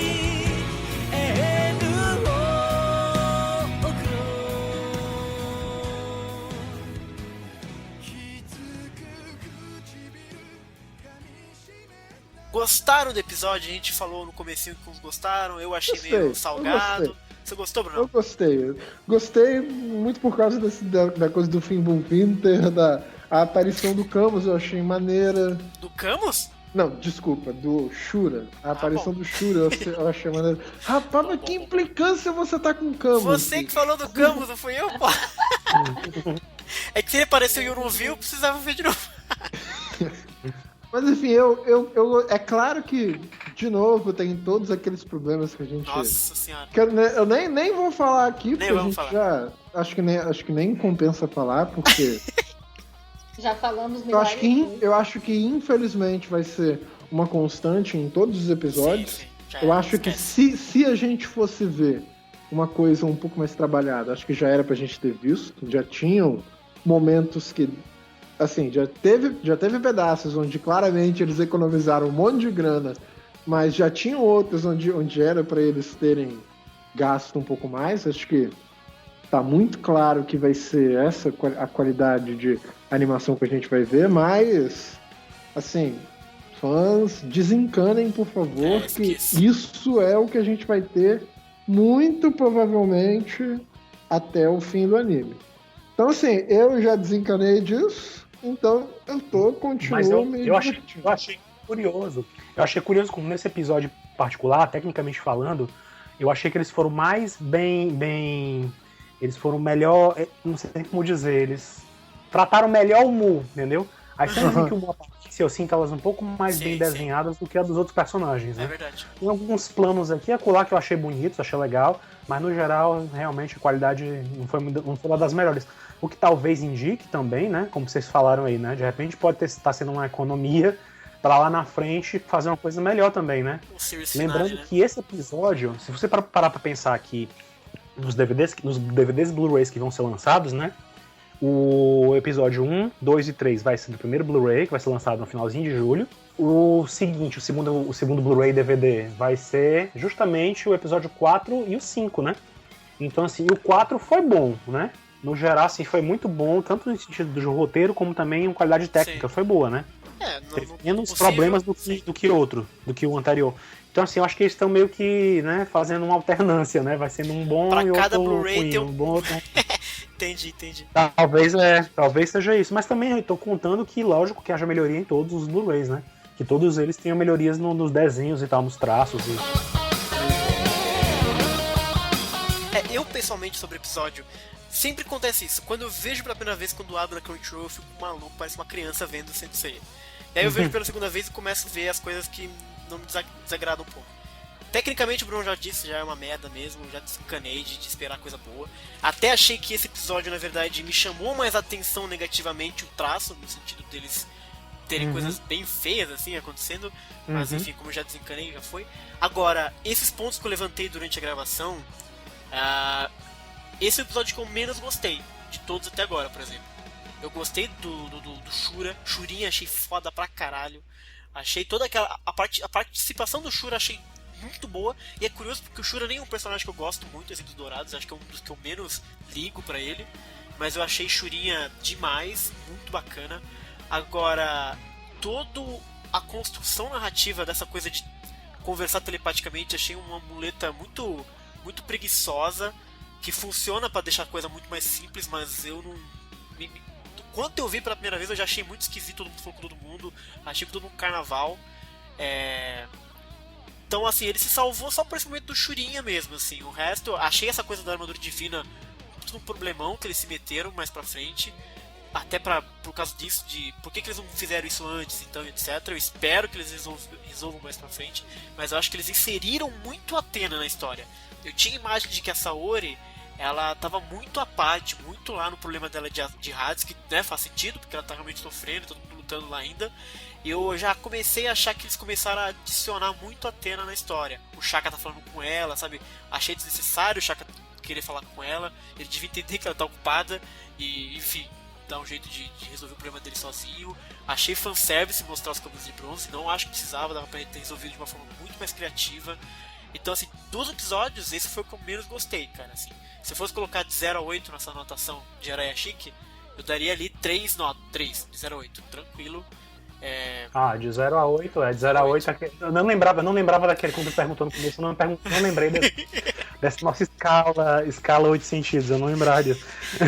De 0 a 8 sentidos, eu dou 3 sentidos e só o Churinha. Churinha só. Não, eu dou. Esse ponto é 5, então.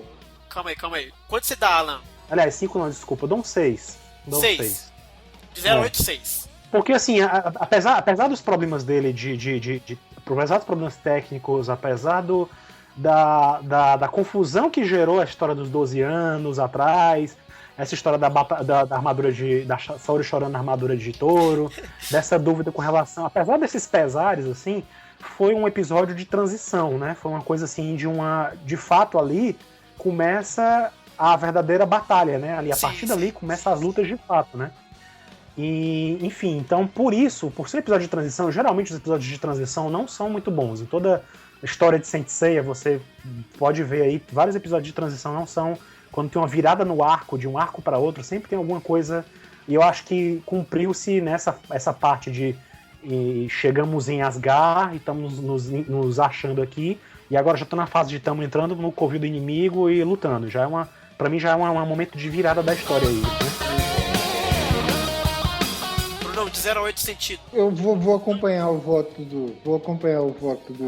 do Alan. Vou dar também 6. 6 sentidos. Tá. Ok.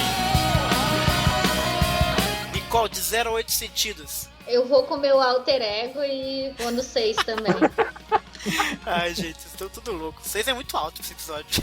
Não, cara, que assim, eu tô desconsiderando. Xará, eu vou dizer uma coisa.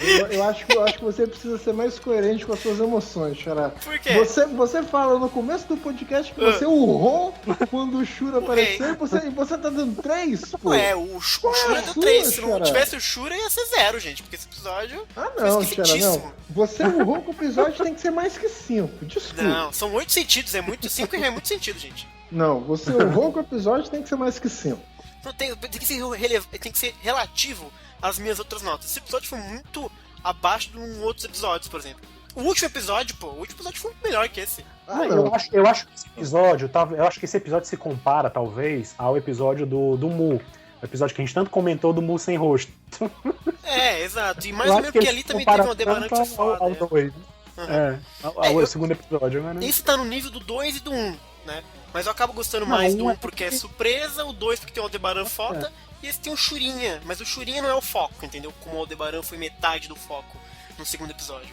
Então, se você faz ali o balancê, dá 3. Olha, eu curti o Churinha, foi massa pra caramba.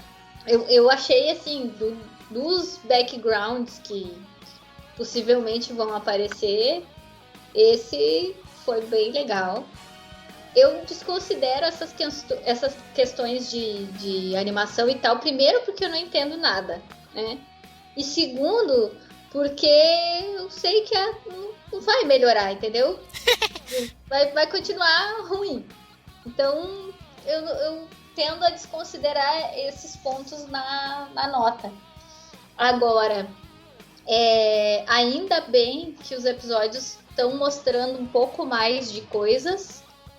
Até no podcast que foi com os convidados ilustres lá, teve comentário, né, de que talvez a gente não saiba um monte de coisa e a série tá pra terminar, sabe? Então, acho que a tendência agora é ir mostrando essas coisas que a gente tá teorizando, que a gente tá conjecturando. Então, eu acho que tá caminhando pra um bom lugar, assim. Eu não achei o episódio ruim, achei o episódio legal. Pra mim, eu ainda acho o segundo episódio o melhor. E daí depois o último, que foi o que o Máscara, né, deu aquela guinada maravilhosa, e o Dit também. Mas assim, não achei um episódio ruim, não. Uhum. Achei... O episódio passado eu teria dado 7 sentidos. Olha aí, gente. Melhor do que esse, claro. Mas não acho que seja ruim, não. Brunão, vamos pro próximo segmento. Você tá com a sinopse em mãos? Ou Sim. Então vai, manda ver. Sinopse. Rapaz, Xará, querendo me pensar, achando que você vai me pegar com a calça nas mãos, com as mãos nas calças, rapaz? Então manda ver.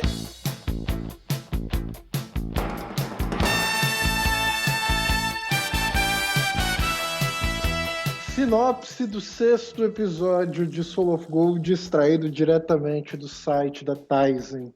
Apreciem o site, por favor, que ele é muito legal. Valeu. Invasão. Os 7 recintos da Yggdrasil. Boa. Aioli e companhia esmagaram a barreira do inverno de Fimbul. Convidados por Andreas, os Cavaleiros de Ouro abrem caminho até o interior da Yggdrasil. Segundo a história de Lífia, é possível impedir o crescimento do ser maligno ao destruir estátuas em cada um dos 7 recintos existentes. Então vai rolar aquilo que tradicionalmente rola, né? Cada cavaleiro defendendo um lugar e os Cavaleiros de Ouro os Cavaleiros vão ter que destruir as 7 para depois se reunir e enfrentar o Last Boss, né? O último chefe.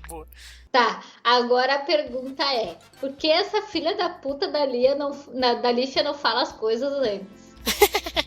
Tá. Aqui... Ela tem o mesmo problema da Chaka. Ela sabe as coisas e não Vamos fala. lá, calma. Com determinação renovada em seus peitos, os Cavaleiros de Ouro querem lutar. Mas um fenômeno incomum começa a ocorrer com Lífia.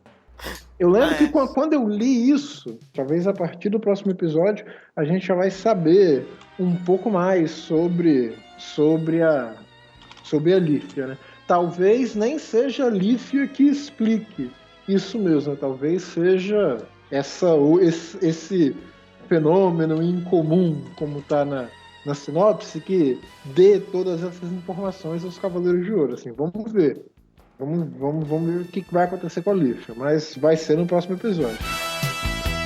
Enquanto isso, ao conversar com o Frode, de novo o Frode lá martelando o Andreas, né? Enchendo o saco do Andreas. Enchendo o saco do Andreas. Aparentemente o Frode, acho que ele vai ser um dos primeiros a sacar que o Andreas está com, acho que algum outro objetivo, além do simplesmente usar a Yggdrasil para poder dar um clima mais normal pro povo deles. Andreas recorda-se do homem que feriu seu olho esquerdo. O irmão de Aioria, Aioros de Sagitário. Agora será narrado o combate mortal de Aioros contra Andreas. Caraca! Então, assim, eu fico me perguntando o seguinte: quando eles lutaram? Será que eles lutaram nesse intervalo onde todos os Cavaleiros de Ouro ressuscitaram? Ou será que foi em algum momento antes? Tem que ser nesse momento que eles ressuscitaram. Não tem como o Aioros estar vivo em algum outro momento, né? Então, mas convenhamos, assim, rolou uma luta e ninguém sentiu? Então, e tem outra coisa. O Andreas, ele é colocado na série desde sempre escondendo o olho esquerdo. Então, isso aqui aliás, gente, deixa eu aproveitar uma coisa. Eu vi um fã. Deixa eu lembrar onde eu li isso. Me desculpe, eu não vou lembrar exatamente onde eu li agora, então eu não vou poder dar os devidos créditos, mas eu vi um fã fazendo assim, a gente falou, por exemplo, no episódio 3, como que o Surt de Eixnir lembra muito o Alberich. Sim. Mas eu li um fã comentando como que o Andreas parece o Alberich. É mesmo? Lembrem-se assim, do cabelinho, tá? Não só por causa do cabelinho, pô. Se a gente for pensar assim, no lugar onde o Andreas fica, aparentemente dentro da Yggdrasil, tem um monte de joias. Cristais. Por que não? Cristais, ametista, essa coisa assim. O cabelo dele é muito semelhante ao cabelo do Alberich, no sentido de que esconde um lado do rosto, tem a mesma cor e tal. E o Andreas, aparentemente, também controla a vegetação. É verdade.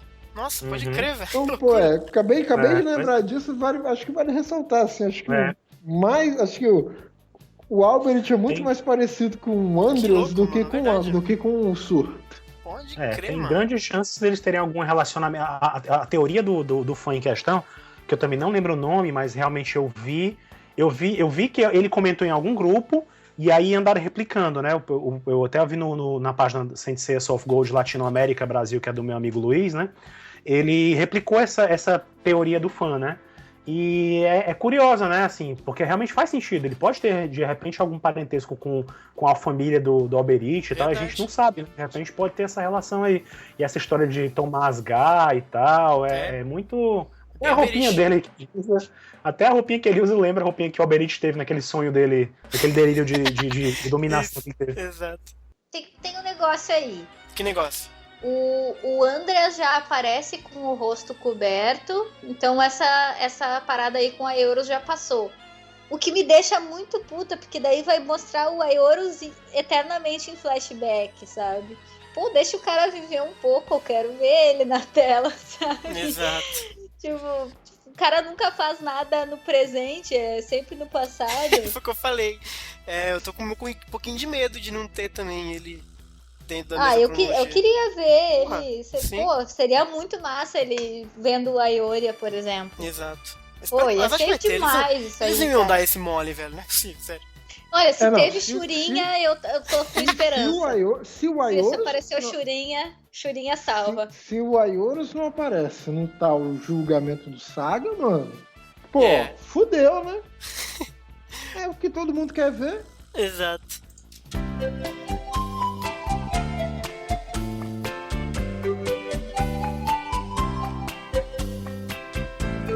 Posso dar uma pequena observação cômica sobre esse episódio? Qual episódio? Esse episódio que a gente tá comentando certo. agora. Aconteceu uma coisa que nunca tinha acontecido antes na história de Saint Seiya. Sabe qual é? O escudo de dragão não quebrou. Ah, é verdade. O escudo de dragão não quebrou. É porque era uma ilusão, né? Porque o de verdade quebraria, com certeza. Ai, que maldade, gente, que maldade. Maldade. Maldade nada, é verdade. Ora.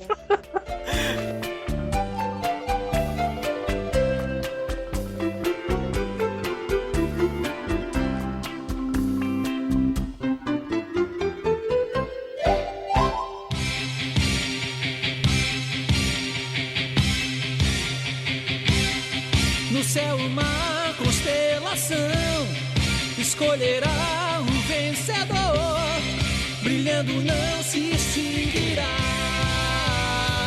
até cumprir sua missão. Nicole, tá ok? Oi, tô aqui. Tá no fundo. Tô fazendo café.